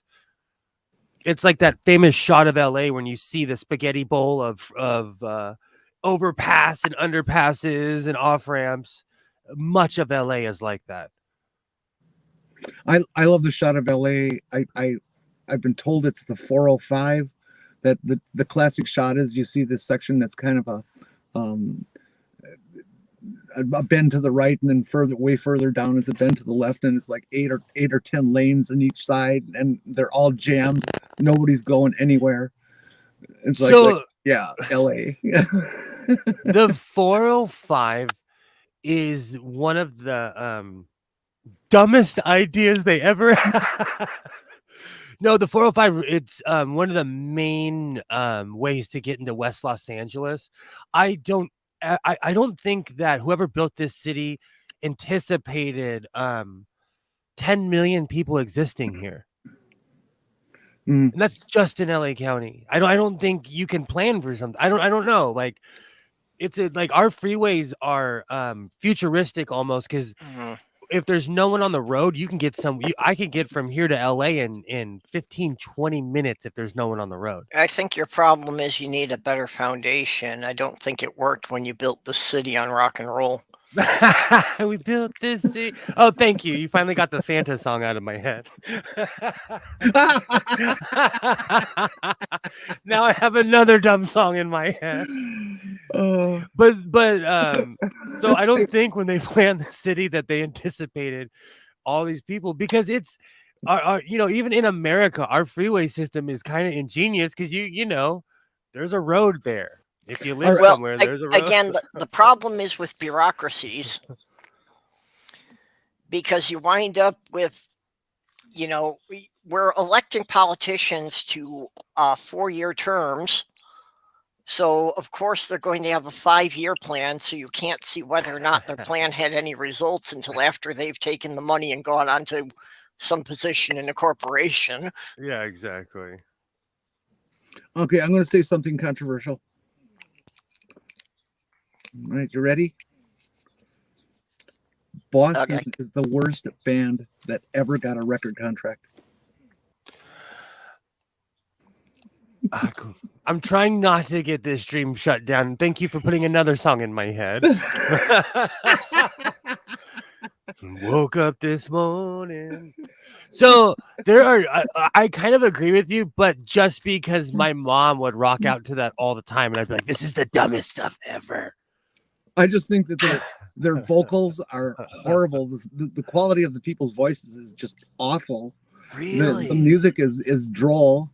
It's only rock and roll because it's got 110 beat per minute, and it's loud. They're just terrible. There's nothing good about Boston. There, I've said it. I don't have much opinion on it because I just don't listen to that type of music very much. Is the chat going crazy? Not really. It takes more than that to play up these people. But nerdy is, I love that line. That is my line. Rock out with your clock out. Time travelers do rock out with their clocks out.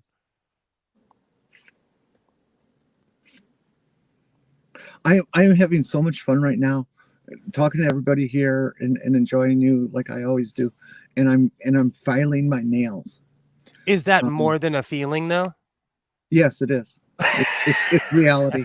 No, that's a Boston song. More than a feeling. Yeah. I know that's in my head right now.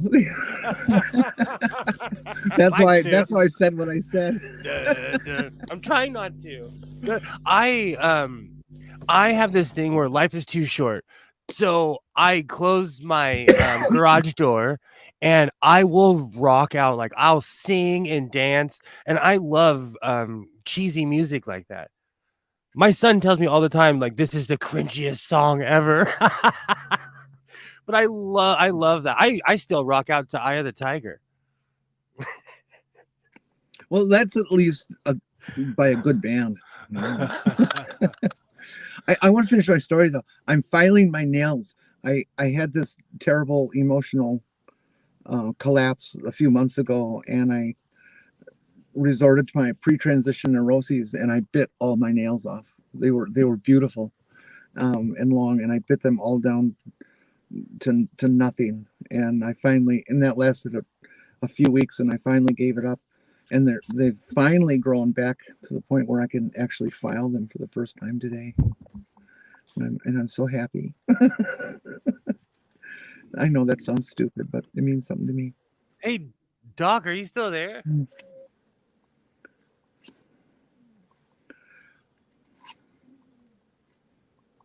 He had to leave earlier. He said he was tired. Oh, I was gonna ask him if I'm a nail biter. Stool, I know you're a nail biter. I am not a nail biter. You Weird. just look like a nail biter. How can you look like a nail biter? What is wrong with you? Lots of things. Pick one. I don't know, but you're certainly sounding a little bit racist when you call me a nail biter. You clip your toenails and leave the nails on the floor. That'll start fights in my house. Okay. I take off my headphones for a minute to help Sloth Girl. I come back and we're talking about who's racist. Stool called me racist. I asked Stool if I accused Stool of being a nail biter, and he called me racist. I was accused him of being a nail biter. I bite my nails. Jenny was talking about how she and I'm neurotic like that. I bite my nails. I was an obsessive nail biter for my entire childhood, and I always hated it. I always knew that I shouldn't do that, but it was just I was out of my control. And when I started therapy for transition, within a week, I no longer bit my nails, and I haven't since then. So I've slowed down ever since I stopped drinking milk. really, I've noticed a difference in my body since I stopped drinking milk, but because of my lung issues, I was one of those people who would drink milk like it was water, and I drank it even when I'm not supposed to. So now I made myself lactose intolerant, basically. But nail biting in general is a nervous habit. yeah. And I take a ton of drugs for my lungs, and so they get me amped up, and so I'm definitely a nail biter. Well, I use it as one of my markers that I made the right decision in my life. I had two things that happened that were radical change: nail biting, and I also used to get headaches constantly, really painful, horrible headaches, and those went away. And I haven't had one until I got COVID.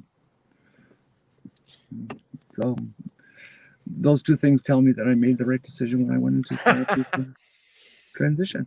That's awesome. I used to get migraines, and I can't even say why they went away. I changed my diet though. I stopped eating fast food, and that helped. But I was one of those people where I would eat like I would make food for my son. I'd make him breakfast, take him to school, and then I'd go to McDonald's and eat fast food, and then tell my son, "Don't eat McDonald's." Now, I don't want to start having another compulsion in life. But do you monitor your blood pressure? No, because of my the medicine I'm on and my asthma, my blood pressure is scary. But I have to monitor, like I do, but yes, but no. I'm supposed to because of the medications I'm on. But I have always had the blood pressure of a hummingbird. I've always been naturally just a peppy, over the top person.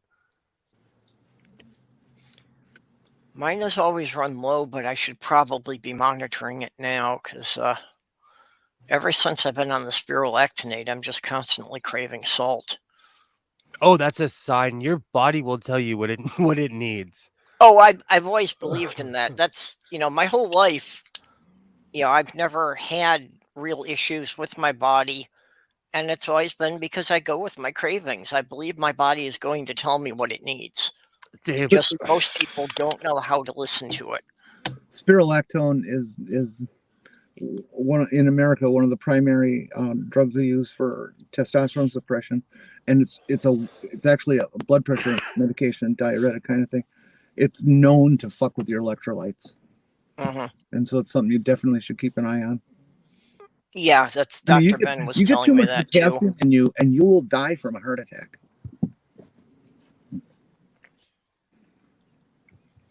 So now you know how to kill somebody. Well, never mind.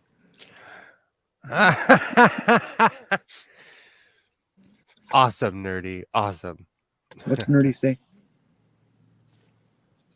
Oh, there's nerdy. I used to get migraines, but now I've soundproofed the basement. I can't hear the screams anymore.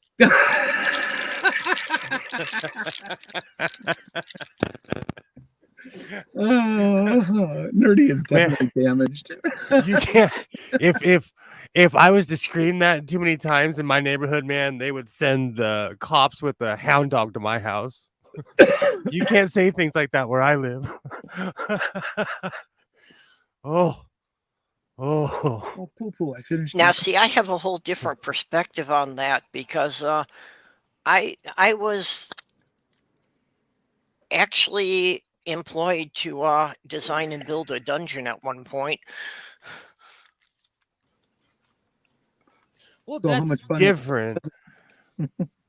Like I had right down to, having a table with a working rack. I actually had to study medieval torture devices to build this. See, but that's like fun stuff. I had a swing in my room up until like almost 4 or 5 years ago. But then I got rid of it when my son was old enough to say, "What's that?" Oh, that kind of swing. Oh yeah, if you walked up to it, it would just look like a bunch of harnesses that were hanging from the ceiling. Yep. But when my son got older, I got rid of it. I still have it. It's just, I took the frame down and everything. Yeah, I also had a couple of jobs for things like that about, how you have the anchor points set up, but you have some kind of stealth so people don't see them. Like Cool. having a fake smoke detector over the hook in the ceiling. Like this,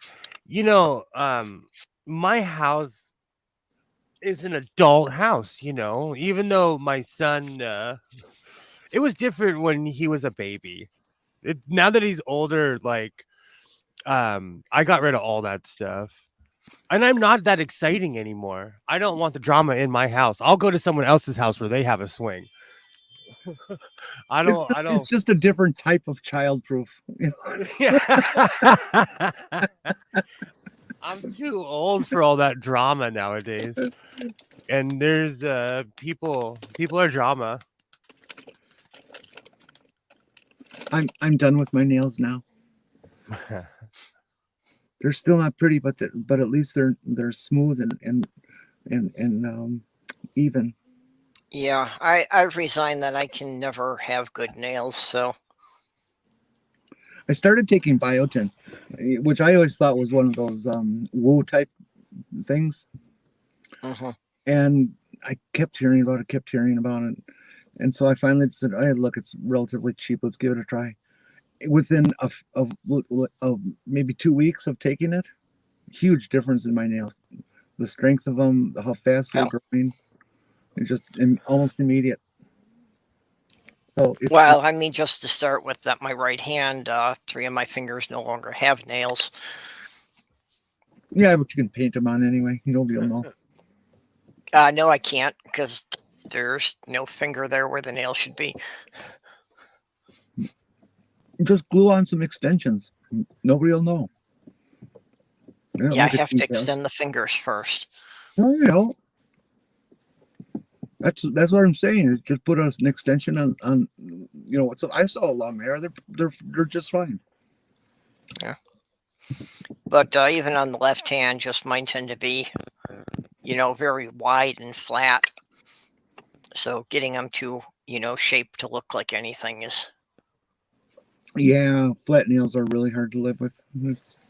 I'm lucky. Mine are just very, very nicely shaped. I'm lucky. Yeah, I have the nails of a burrowing creature. My toenails, on the other hand, look like a hobbit that's diseased. Yeah, my toenails are even worse. I don't think I can do open toe shoes.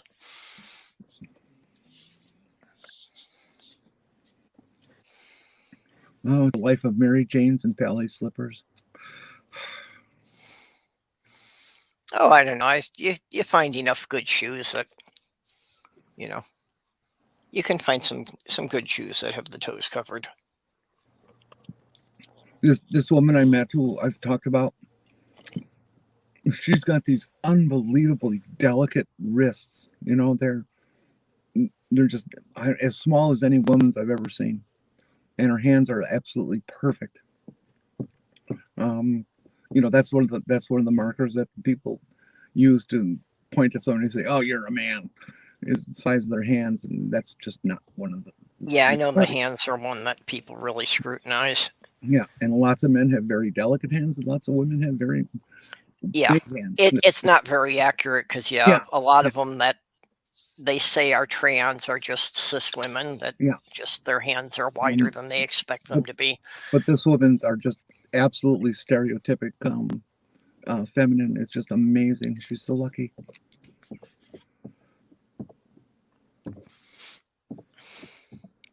I gave her a bracelet yesterday that I bought, and when I got it, I found out it just didn't fit because my wrist is too big, and it's been sitting for 5 years or so, and so I just gave it to her.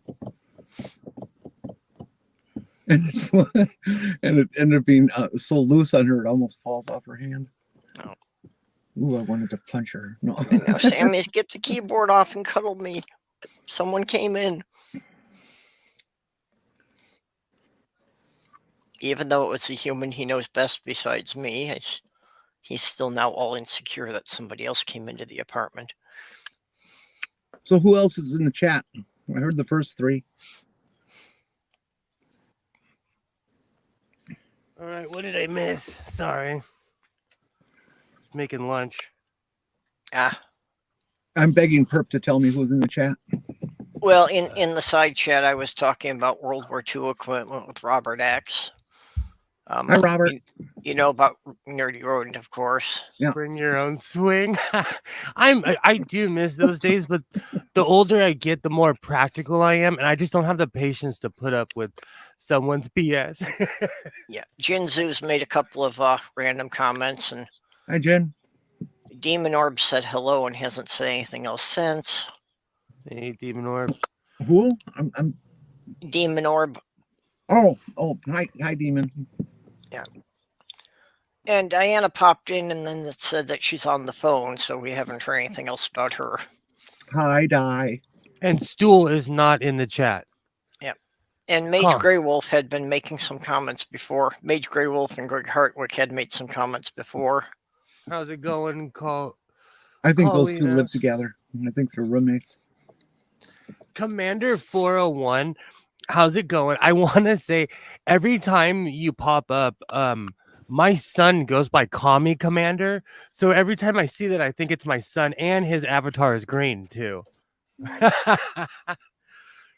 So it makes me laugh every time I see Okay. your avatar. Yep. So now we've got Colleen F and Commander 401. Well, I've met Commander once or twice. Hey, Colleen, Demon Orb, I've never met Colleen. Hi, Colleen. how's it going? Oh, Jinzu said just trying to paint Nerdy's finger. It's all brown right now.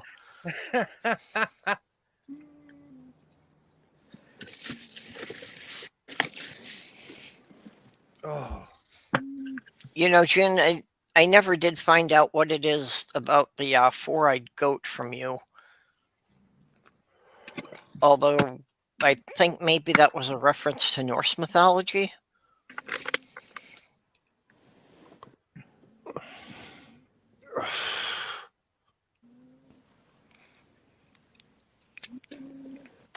So I've been doing a lot of rearranging in here. Yeah, never sniff a brown finger. That's a very good thing, yeah.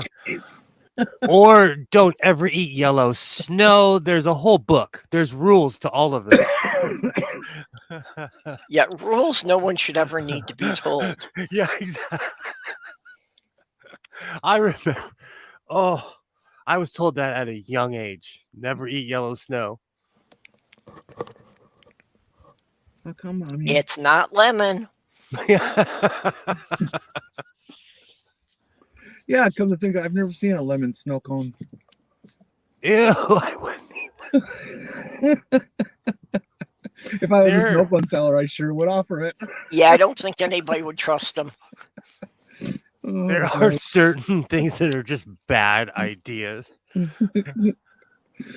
I heard this tale years ago. Well, two different ones.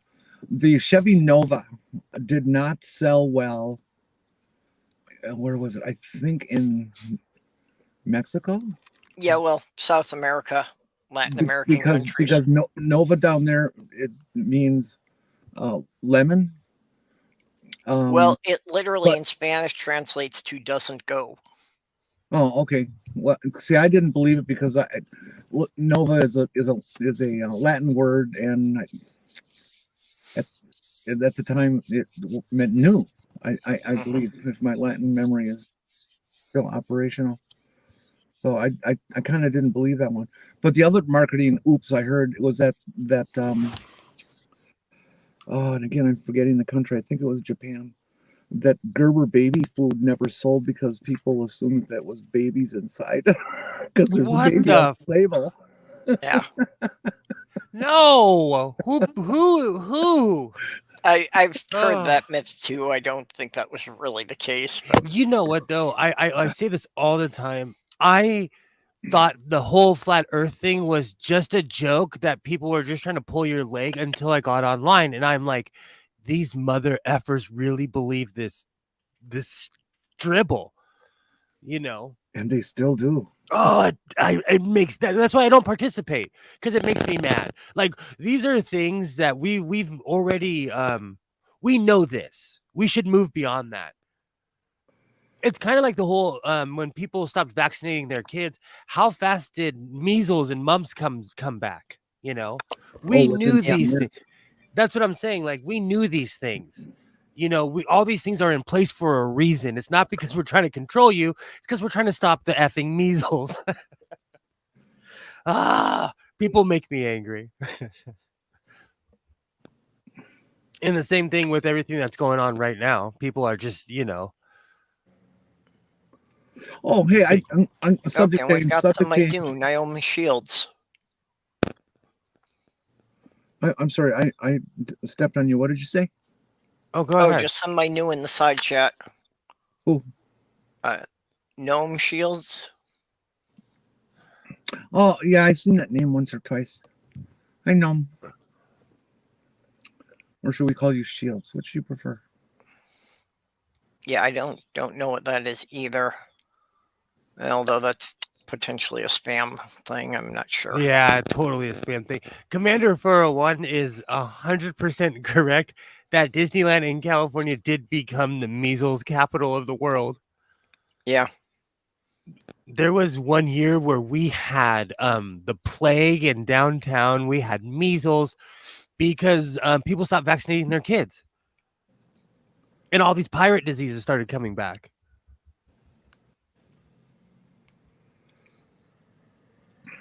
I truly feel that people like that are trying to murder someone like me that has a lower immune system. Well, it sounds like a conspiracy thing, but I actually kind of believe that the Republicans really were willing to let the pandemic sweep over the population because they thought it would mostly kill off the elderly and that would help them with the problem of Social Security. And the sickly, because the sickly are on Social Security too. Yep. You know, I was pretty convinced that their motive was not necessarily the elderly, but all minorities. You know, including elderly, which aren't really a minority. Because they're treating the rest of the world that way too. Yeah, I mean, but they were basically figuring that, you know, people who had money could get good treatment and they would be okay. And they could just let it sweep over the people who didn't have money and just reduce the numbers. Until some of the rich fuckers started dropping dead. I wouldn't survive without my health insurance. I would drop dead. But you know, when you bring it down to a human level, it's hard to. I mean, I want to be able to say, well, you know, you're an anti-masker, anti-vaxxer, and you died from it. You got your just desserts. But you know, then when you think about it on the you know, actual human level and families and stuff like that, it's a tragedy. That's You know? why I consider people who are like anti-immigration, when we have quote unquote the caravan or whatever, go down there and go look at those people and tell them that they can't come here. I guarantee you most people won't be able to, because they're people just like you. Yep.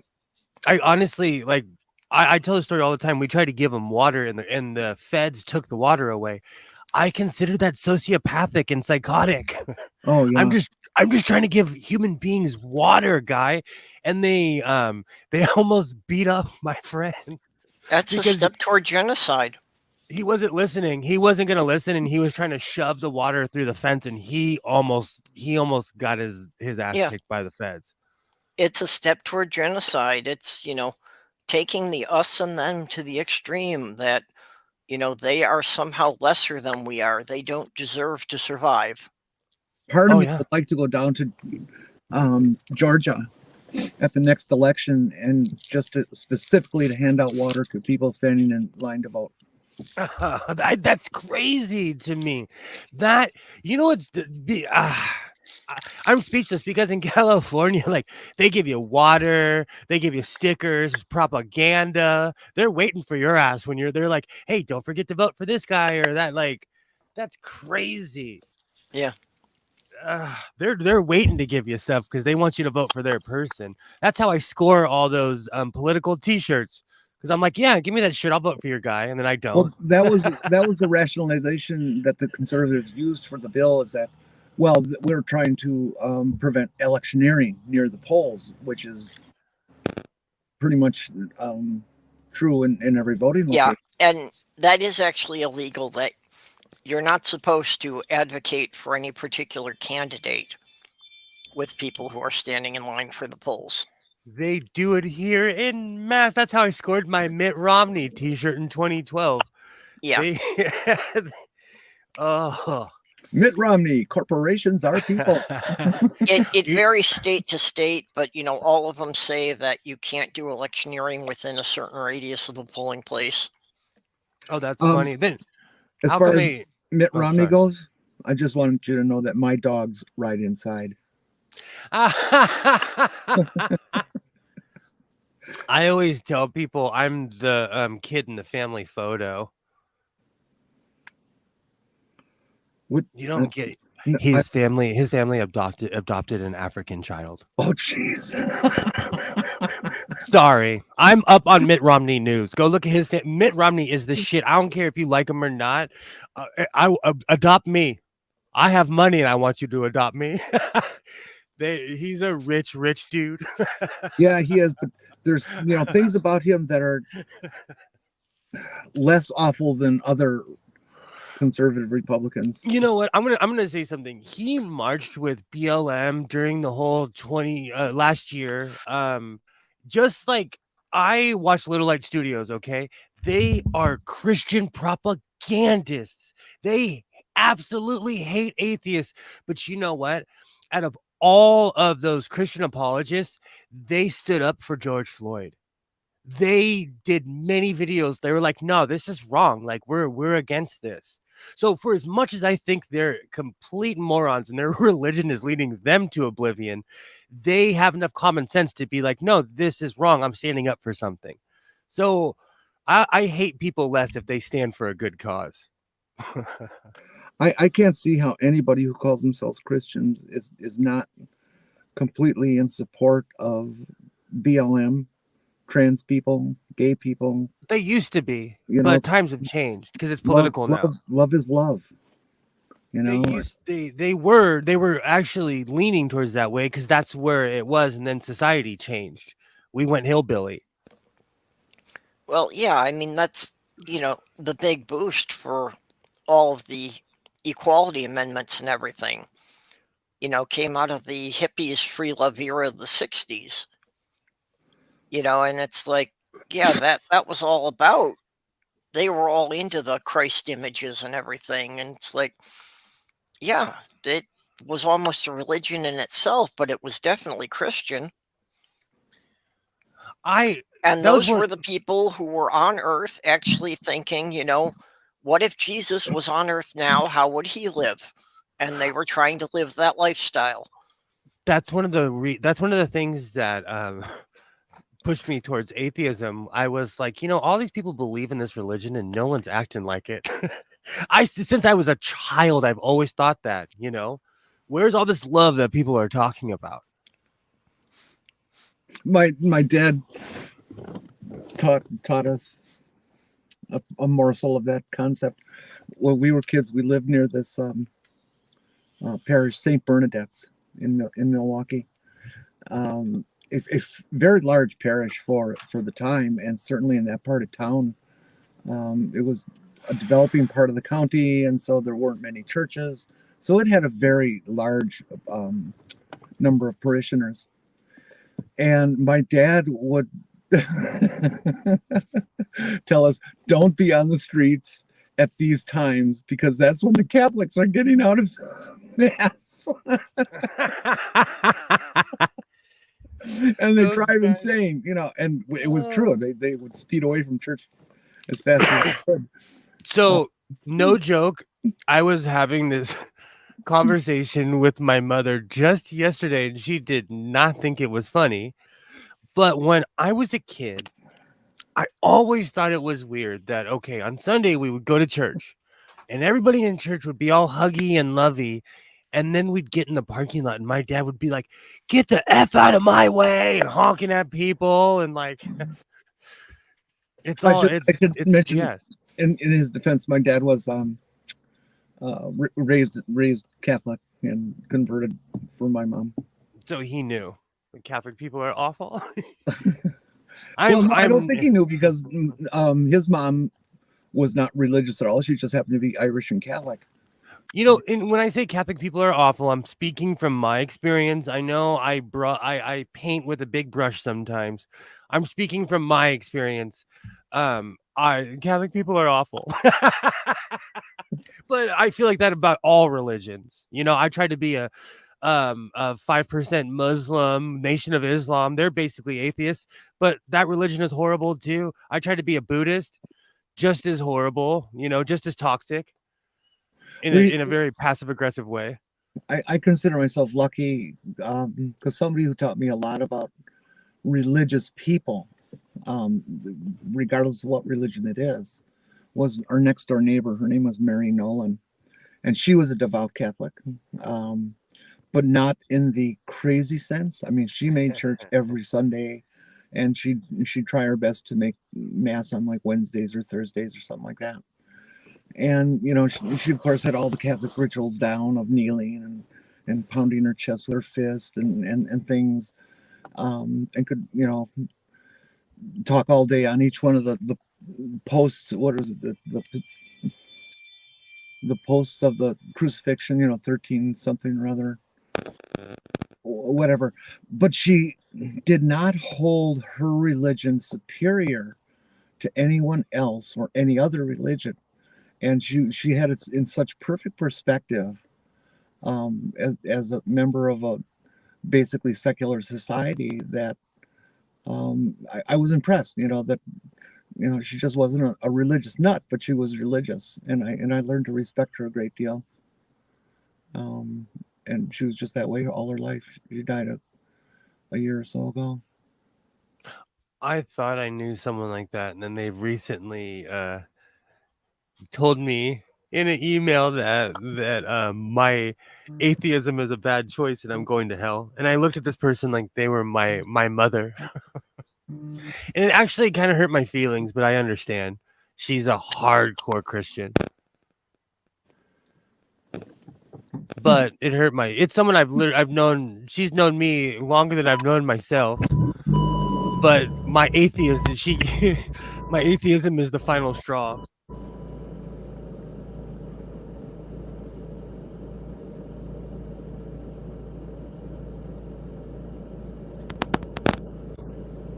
Are we still on? Yes. Yep, we're still here. Yeah, everybody went dead quiet and I can't see the screen, so I didn't know. I was typing a reply in the side chat. Stool, are you still there?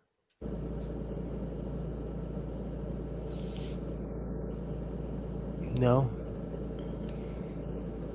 Well, it's pretty late for Stool. It's 6 in the evening, 7 in the evening now.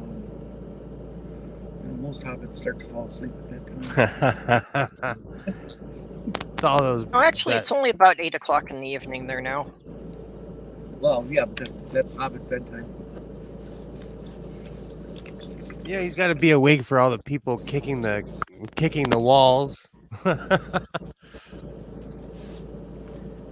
Where he lives reminds me of where I lived in LA, where it was never quiet and never boring.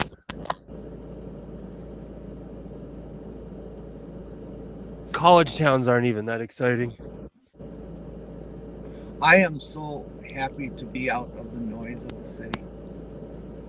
It is just so soothing to be able to sit on the porch in the middle of the day or in the evening in summer. And yeah, you hear vehicles going by here and there, but you don't have these people screaming and yelling in anger at each other and children screaming and yelling and breaking shit. And it's just such a we don't have much of that here. I really don't, hear things. Although it was kind of funny, the one time I got stopped by a police officer in town here. My license, still didn't have the new address. So I told him, which building I lived in. And his response was, "Oh yeah, that's one of the good ones. We don't get many calls for them." Oh, wow. That's a good thing. Do you know, my neighborhood is extremely quiet. Like, we call it Mayberry around here.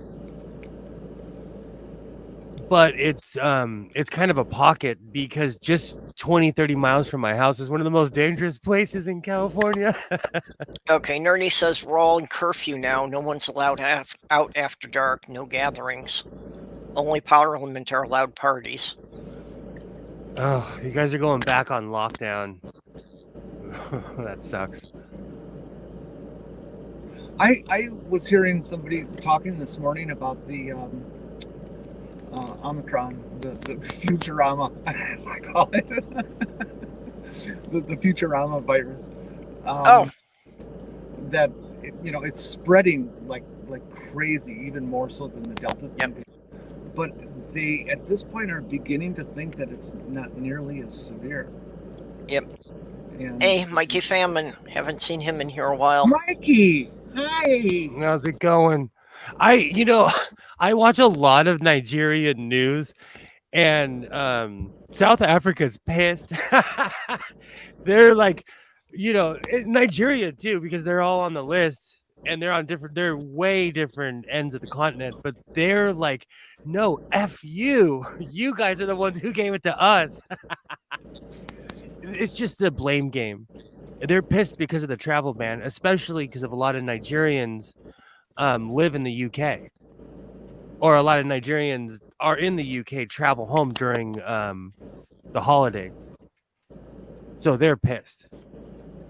I just wrote a nasty fuck you to some guy in South Africa who wrote some big letter to some newspaper, or no, to a company that was supporting getting vaxxed by making the employees get vaxxed.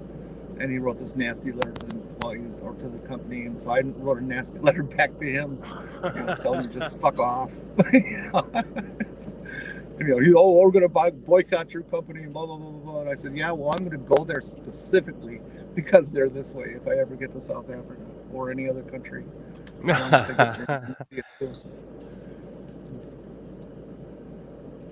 Oh, that's so good. I have enjoyed so much getting to know people who live in Africa.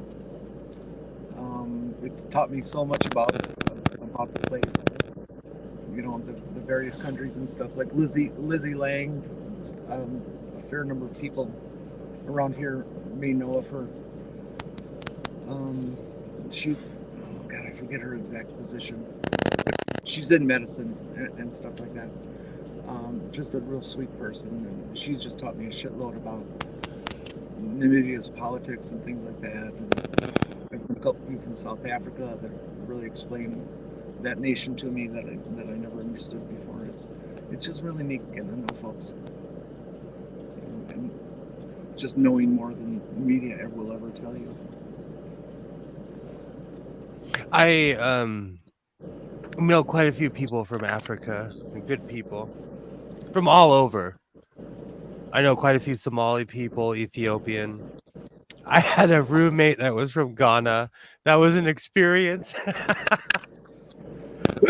we clashed on food because I draw the line. Like, he was cooking some real authentic stuff in the house. It's it's culture clash. I when my grandma moved into my house when she was when she had dementia and she needed a nurse. Her nurse was from the Philippines and she asked me, she's like, "Hey, can I cook a fish in your house?" I said, "Of course, I love fish."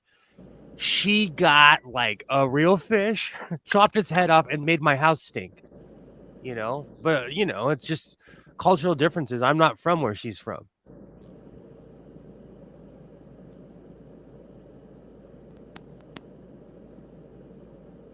Yeah, diets. Ooh, jeez. Well, this is very provincial of me, but No, I'm the same way. I'm an American. I'm cheeseburgers and pizza. Like I'm no one to judge. Foreign food scares me.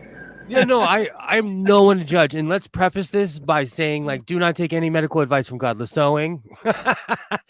I'm no one to judge on anyone's diet. I've been to the UK and I kind of liked their food. But I eat like crap. UK I could probably like, and France I could probably like, and I know I like German. Well, they also have Japan. They eat blowfish. Well, blowfish are fucking poisonous. And if you eat the wrong parts, you're dead. And I was like, well, I don't know enough to feel safe. So exactly, Mage is right. Like she ate like it was just a different culture. Same thing as Mage. Like it's just, and my father was from the South. Okay, I grew up around a man who ate pig's feet. I think it's gross, but I like sweet potato pie. But I hate collard greens I eat pork hocks. I love pork hocks. Oh yeah, but like they smell like absolute freaking. They smell like death when they come out of the jar. God, I haven't had pork hocks in a long time. Maybe I have to do that now. My mom used to make just a big roasting pan of sauerkraut and pork hocks. It was luxury. One thing I have to have every year as part of my Yule ritual is I have to have a jar of the pickled herring and wine sauce. Ooh. And I don't know why it's one of the things I associate with my father, and there are so few positive associations I have with my father. I need to hold on to that. That is like the one thing that exposes me as an American is my diet. I like people from the UK. I love Indian food and Thai food. But there are just certain things that I will not eat. There are certain things that because like I said, I'm a cheeseburger and waffles kind of guy. I like Indian and Thai food if they could make it without the hot. That there are things that are traditional, but I cannot tell you what lutefisk tastes like because I've never been able to get past the smell. So I have a question. Yet with my family, with my mother's family, it's always there on the table for all the family gatherings from November to January. Do you guys do you eat avocados? Oh yeah. I do. I love to take an avocado and just, cut it in half and pop the pit out and then fill up the hole that's left there with lemon juice. Then just if you take a big wood screw into the avocado nut, they make a great. I'm sorry, I can't say this. Butt plug? Yeah. Oh, you've tried it. No, I picked the second you saw it. I pictured it. I said, hey, well, you should know. Like, that is a quest of people is to figure out what they can shove up their butt. Come on. That's a quest for people. Like, I wonder how many people just sit there and they're like, yeah, I could probably fit that up my ass. Yeah. Yeah. Come on. They're already greasy. Thanks to the internet, there are many things that I wish I could unsee on that regard. Oh, yeah. Oh, the internet has taught. I thought, what's really funny? I'm experienced. I thought I was really experienced, and then I got an iPhone. And I was like, man, I don't know anything. I've literally been to foreign countries, and Man, when I got my phone, there's things I looked up and I'm like, oh, people do that? I can't believe how much. Well, I'll use the word porn, but that's a value judgment of lots of very very different parameters. But how much porn is allowed on Twitter? I always me thought too. Me too. very in censorship, and it's like, no, pretty much anything you want to do. If you ever want to see the grandma come out of me, it's when I'm doom scrolling and I see porn. I'm like, whoa! Yeah, you can't tell Marjorie Taylor Greene to go fuck herself, but you can watch people doing it. Or like, and there are many people in the community. I respect you, but like, don't show me your bits. There are so many people in the community that show their bits on Twitter. You know who you are. You know who you are. I respect you, but wow. Well, I think some of it goes a little far, and I know especially in the trans area that a lot of the trans people kind of want to show off their body, but it's like, you're showing a bit too much for that platform. Okay, we so should not be seeing nudes. I wanna preface this because I'm the guy who's like, you should be able to go wild at freaking Pride. I went in when people were like, oh, you should, when they were gatekeeping it on Pride and stuff. Like, no, do what you want, but like and you know what? I'm gonna pull the what about the children. My kid grabs my phone and goes through my Twitter more than I do.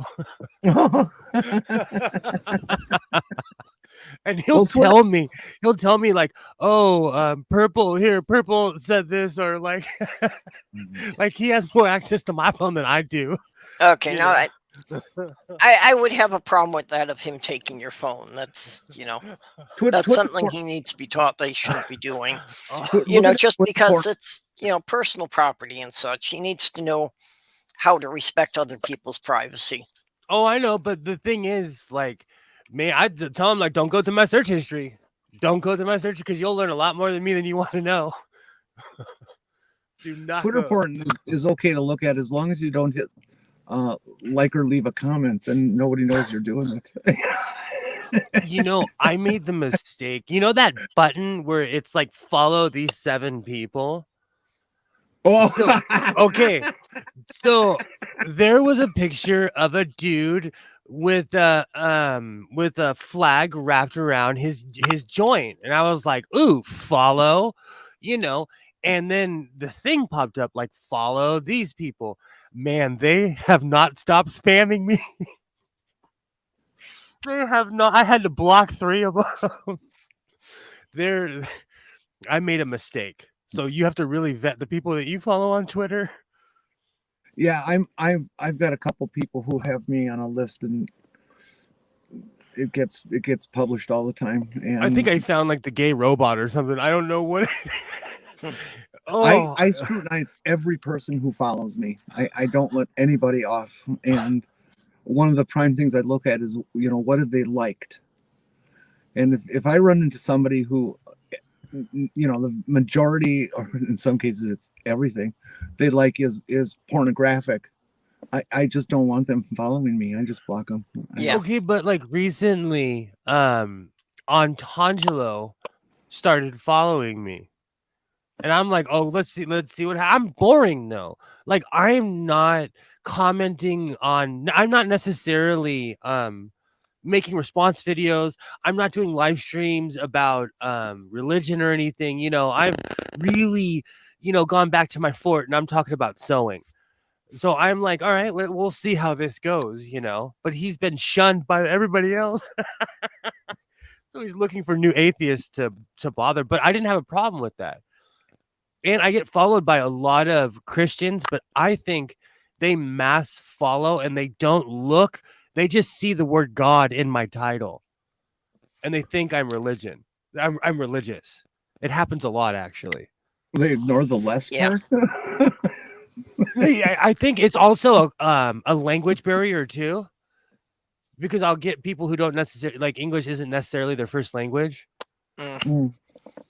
Speaking of which, I've been going through my analytics on my YouTube channel, and I just would like to give a shout out to the fact that 70% of my audience is women that are over 35. And I just wanted to say hello and thank you. My audience are American women over 35. Welcome to the Godless Sewing family. I like how every time I gain a follower or two, I lose a follower or two. You know, it's just, today it's up, tomorrow it's down. Today it's up, tomorrow it's down. I've lost 7 and gained 9. YouTube is not for the faint of heart. Yeah, I had that happening on my YouTube channel for like 8 months, that I was, stuck around 360. Yeah, same thing. It would go up a couple, it would drop back down, and it's just like, yeah, never got out of that range. I because I really look at my analytics, because I'm not trying to get rich. I like, my subscriber count goes up and down so much. I think I'm being trolled, so I don't even care half the time. But then I looked and like, hey, 70% women are watching me. Hey, I'm gonna start doing some push-ups.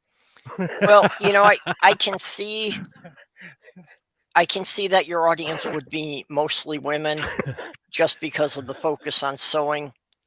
That's obviously that's stereotypically an area that you're going to get a lot more women than men interested in. Purple, you and I are going around on our year anniversary of when you thought I was a woman, when I used to hang out in the chat all the time. Oh, because you didn't know your face and then the name Godless Sewing. Yeah, everybody thought I was like an older white.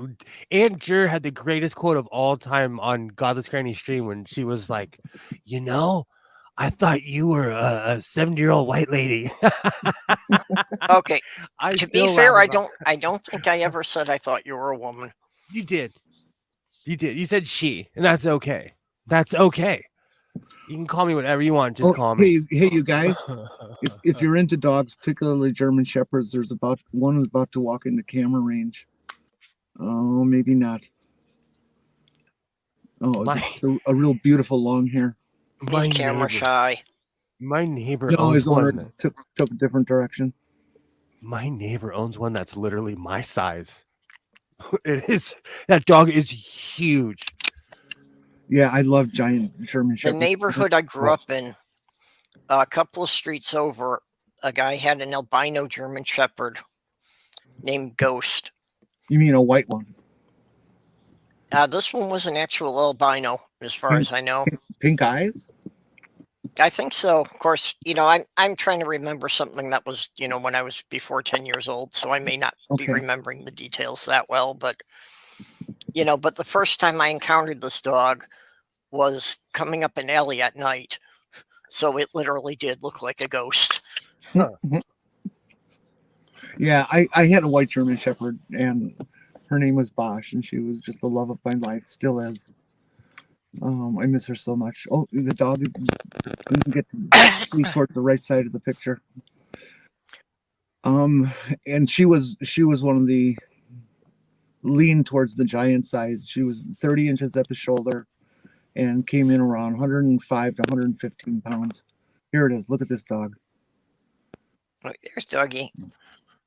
Yep. Yeah, beautiful. When I was right when I was starting high school, we had a that's a Belgian. That's a Malinois. That's not a German. Yeah, we had one that was a mix. It was like 3/4 Shepherd and 1/4 Collie. So he didn't get quite as big as the German Shepherd. But just wonderful temperament. He was good with everybody, despite how many people were constantly coming in and out of that house. The only time he ever snapped at anyone, it turned out that the beer keg had been dripping into his water dish, so he had gotten drunk. Good times. Good times.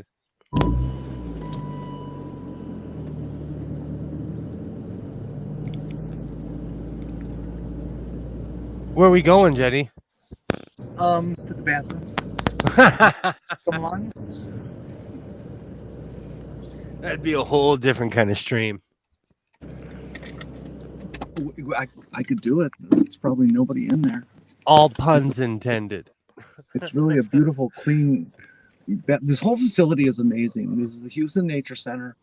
It gets funds from the city, but lives mostly on private donations. It's got these restrooms here that are public. They're absolutely spotless all the time. There's showers that are public that anybody can use that are also spotless, perfect. There's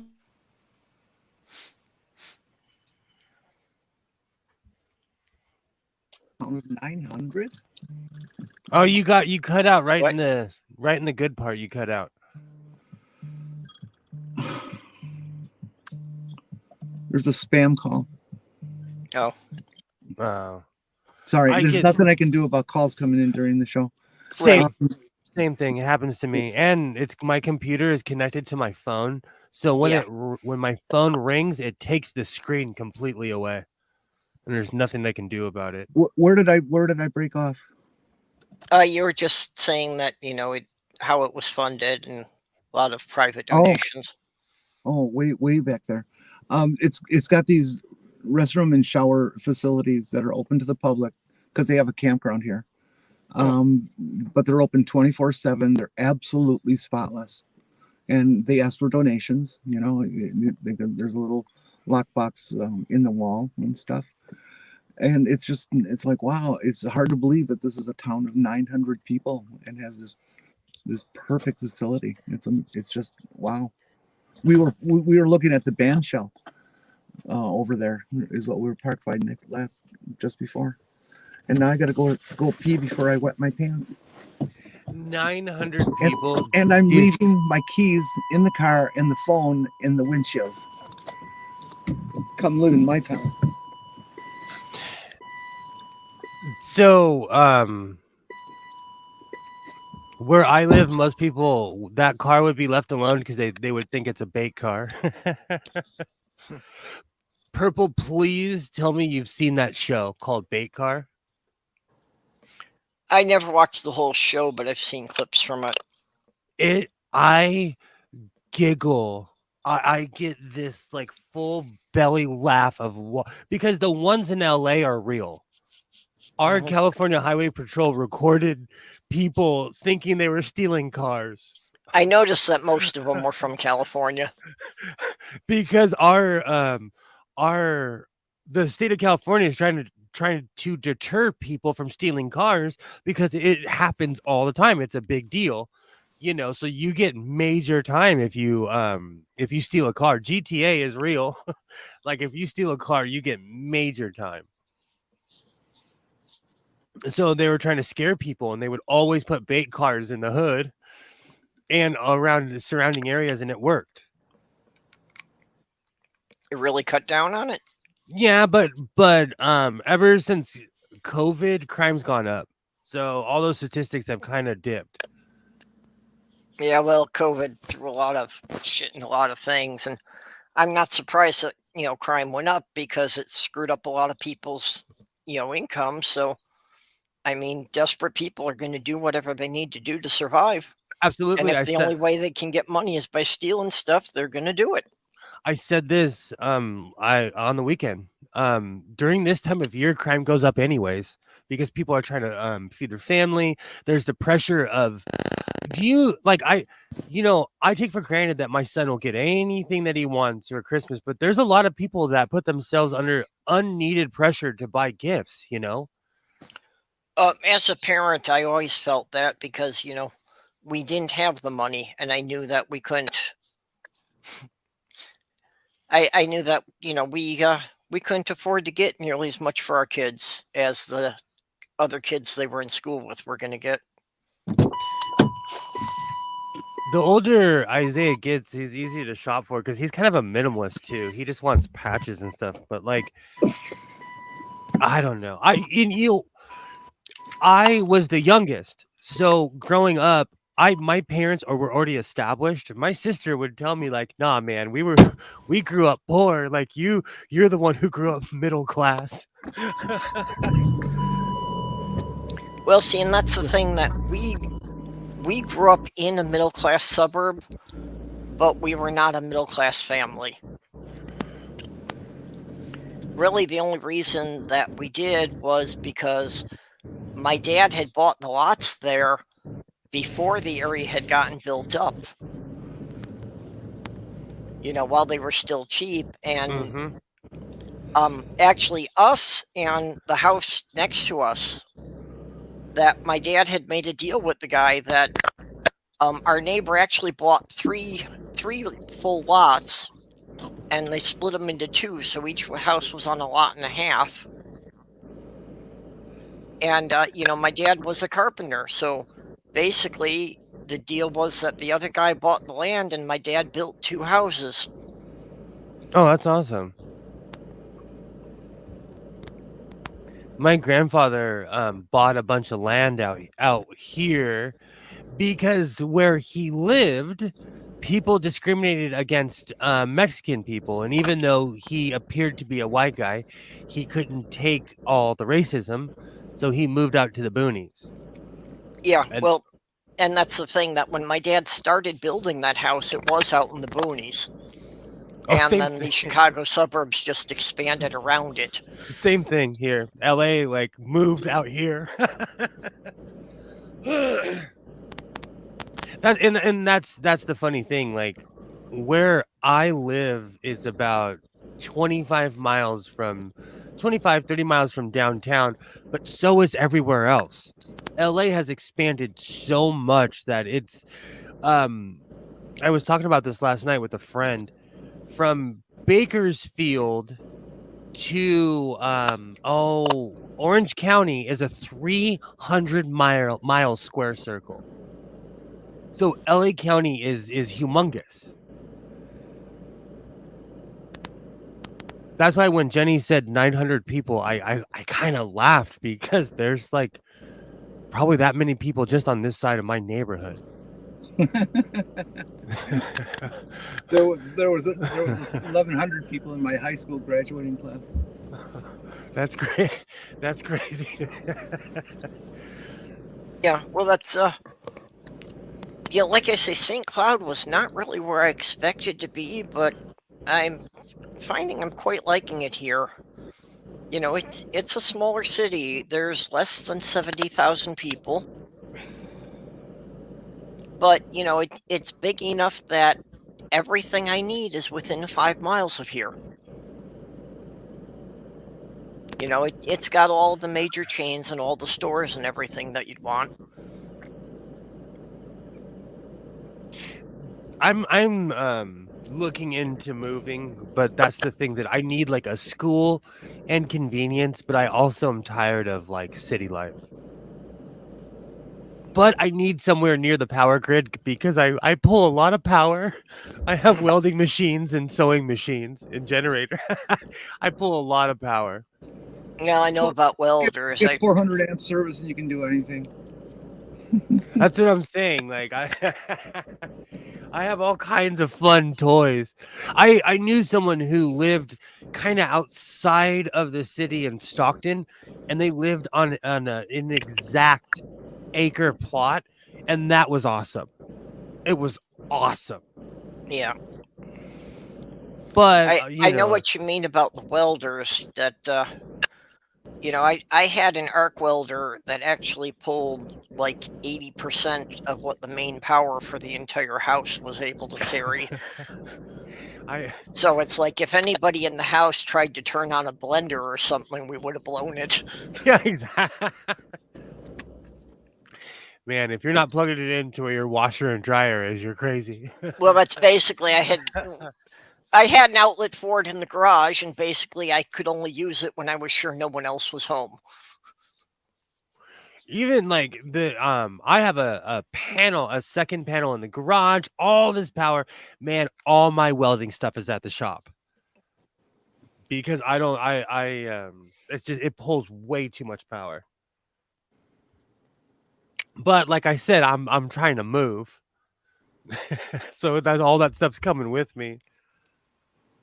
Wow, this guy's doing search exercising with the dog. He put the dog in his car and then went around to various locations in this brush that you see in front of us, which is just a prairie restoration. And I could see him bending down, so he was obviously hiding things. Oh, And now he's got the dog out and it's searching them down, and so far it's nailed 3 of them. that's cool. I wonder if he's training him for something. We don't like drug dogs in LA. You can get out of here with your narco dogs. Oh my Amanda gosh. says I used to have a machine shop in my garage, and then we had a house fire, and the house had aluminum wires. Ooh. Boom. Yeah. 4. So you probably overheated it and melted the wiring. When I was in high school, they brought a drug dog to an all school assembly. And the guy was like, well, when the dog smells drugs, it sits down. And this man in the 90s let the dog go, Uh-oh. and the dog started roaming around. That dog sat down like 75 times. Yeah. I'm from the burbs. We were all smoking pot. People were on real drugs back then, like that was and I'm still to this day. I was in the 11th grade. I'd switched schools because I was a fun teenager, but Yep. I had a teacher who they brought the drug dog in. I looked the teacher in the eyes and I was like, can I please be excused? I need to go to the bathroom and I'm going to take my backpack with me. And she's like, yeah, go ahead. I did not come back. They did the same thing at my high school. 1978, my freshman year at high school. They brought in the drug dogs. They wound up opening every 3rd locker. Yeah, exactly. It was a bad idea when they did it where I like. Still to this day, I think that teacher was amazing because she saw the fear in my eyes. Like I was met with my choices. I was not ready to deal with the consequences of my choices. The dog is up to 7 out of 7. I still respect her. I doubt she's alive. That was 20 something years ago, and she was an older woman. You know, if I would have been doing that lecture that you say they brought the dog, I would have worked with the principal and planted something on him intentionally. The kids would have gone nuts if the dog sat in front of the principal. Well, during the rally, they were kind of laughing. They're like, "Oh, you guys are a bunch of druggies, you're potheads," and we all kind of laughed. But then they no BS started bringing them in the classrooms because there was a drug problem, and we didn't realize how big it was until the cops stopped playing with the kids, and they came to the schools and were like, you guys are druggies. My generation was bad. We were bad. Oh, if you can see him, the dog's missing one. So 7 out of 8. Practice. In my high school, it was well known that the school security guard turned in less than half the drugs he actually found. He was using the stuff himself. It was just he was able to collect it for free. I got a job at least twice. A little godless knowing history. At least twice, I've been a front doorman in Vegas during the summer. They actually pay really well. I would keep all the pot. Like if you want to come in here, you get to I would keep all the pot. So heck yeah, people. I'm sure that guy would keep most of the drugs. I'm about to attempt to negotiate with our police chief. We've only got 2 cops in town, the police chief and his underling, and see if I can't negotiate him to ignore the fact that I want to smoke pot to get to sleep at night. So it's illegal where you live? Yeah, it's in a recreational sense. It's legal medically, but needing sleep is not one of the defined uses. I got a card, but there's many things wrong with me. Actually, on the official list, sleep disorders are listed to get it as a prescription. Oh, has that been added? It was when I looked. Actually, Sloth Girl showed it to me. Yeah, they grew pot at my high school too. That same thing, Commander 401. Same thing. Oh, that's funny. It's glad to see the times never change. Okay, we have been going 2.5 hours, and I think I need to wrap it up here. Aww. So, Jenny, thank you for braving the cold and bringing us some nice scenery. It's actually been wonderfully pleasant. The greenhouse effect of the car has been just perfect. Well, what I was noticing when I was out was there wasn't any wind. And even like 10 degrees doesn't feel that bad if there isn't a wind. Agreed. Yeah, the flag out here is just dead still.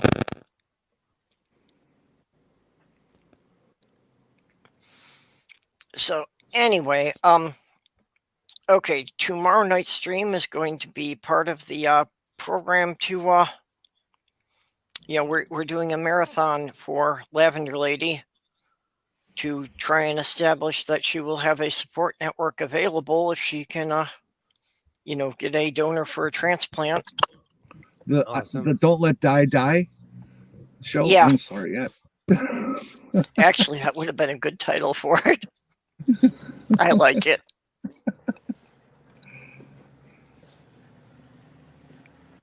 Feel free. You can have it. You said it first.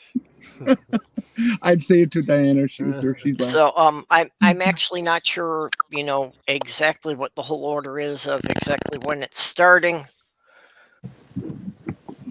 As I understand it, Amanda Pale Blue Mama is going to be running a live stream for at least an hour before I start. So check out her channel tomorrow night. And then, of course, we'll be here tomorrow starting at 10, and we're going to run for 4 hours. And hopefully at that point, someone in the UK is going to pick it up as they're starting their day out. So, Will, go ahead, do your pitch. How's it going? I am Godless Sewing of the Godless Sewing channel. Go subscribe to the Godless Sewing channel. I have a video out right now. Don't forget to tip your waitress. Be nice to somebody. And as always, be yourself. Reinforce your seams. And go subscribe to the Godless Sewing channel. Don't forget to tip your waitress on your way out. Rock out with your clock out. Tick tock, tick tock. Okay, Jenny, did you have anything else you want to add? Don't laugh at people in small towns. They're smarter than you. Yeah, I've seen some of the hillbilly engineers. They are until it sinks in the river. Oh, I didn't say hillbillies. I said small towns. Just because there's hill doesn't. Okay, well, to wrap it up, I need to thank my Patreon supporters and adding my newest supporter, Dog. Hey, can I just do a quick teaching moment here? Go ahead, Jenny. Everybody, look on that hill and directly in front of us. I don't think you can actually see the name, but it says the name of our town up there. See how it's all cleared? That's not because people cut down all the trees. It's the clear because it cannot support trees, because the soil is so thin above the rocks that it's just not. Trees just can't survive there. Yeah, but they can't get the roots deep enough. There's all kinds of exotic shrubbery and prairie grasses that you don't find anywhere else except on it's called a goat prairie. And you only see them on the south sides of hills only in the county to the north, and that's it. So there you go. Oh, Sounds and quite I don't know if interesting. you can see it. It's probably too small, but there's a band of open rocks about 2/3 of the way from the top. That's filled with rattlesnakes.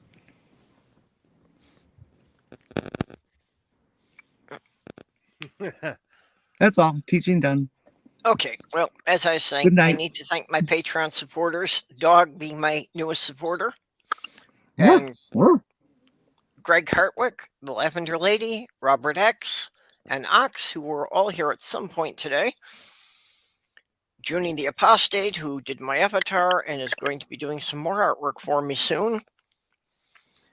Vondrick and X from the Utah Outcast. I appreciate all of you helping support my channel. As the list is growing, I've got a little more money coming in. You know, I'll be able to do a few more things. I think mostly I'm probably going to be spending the money on paying some artists, you know, to do a little bit of additional artwork for me here.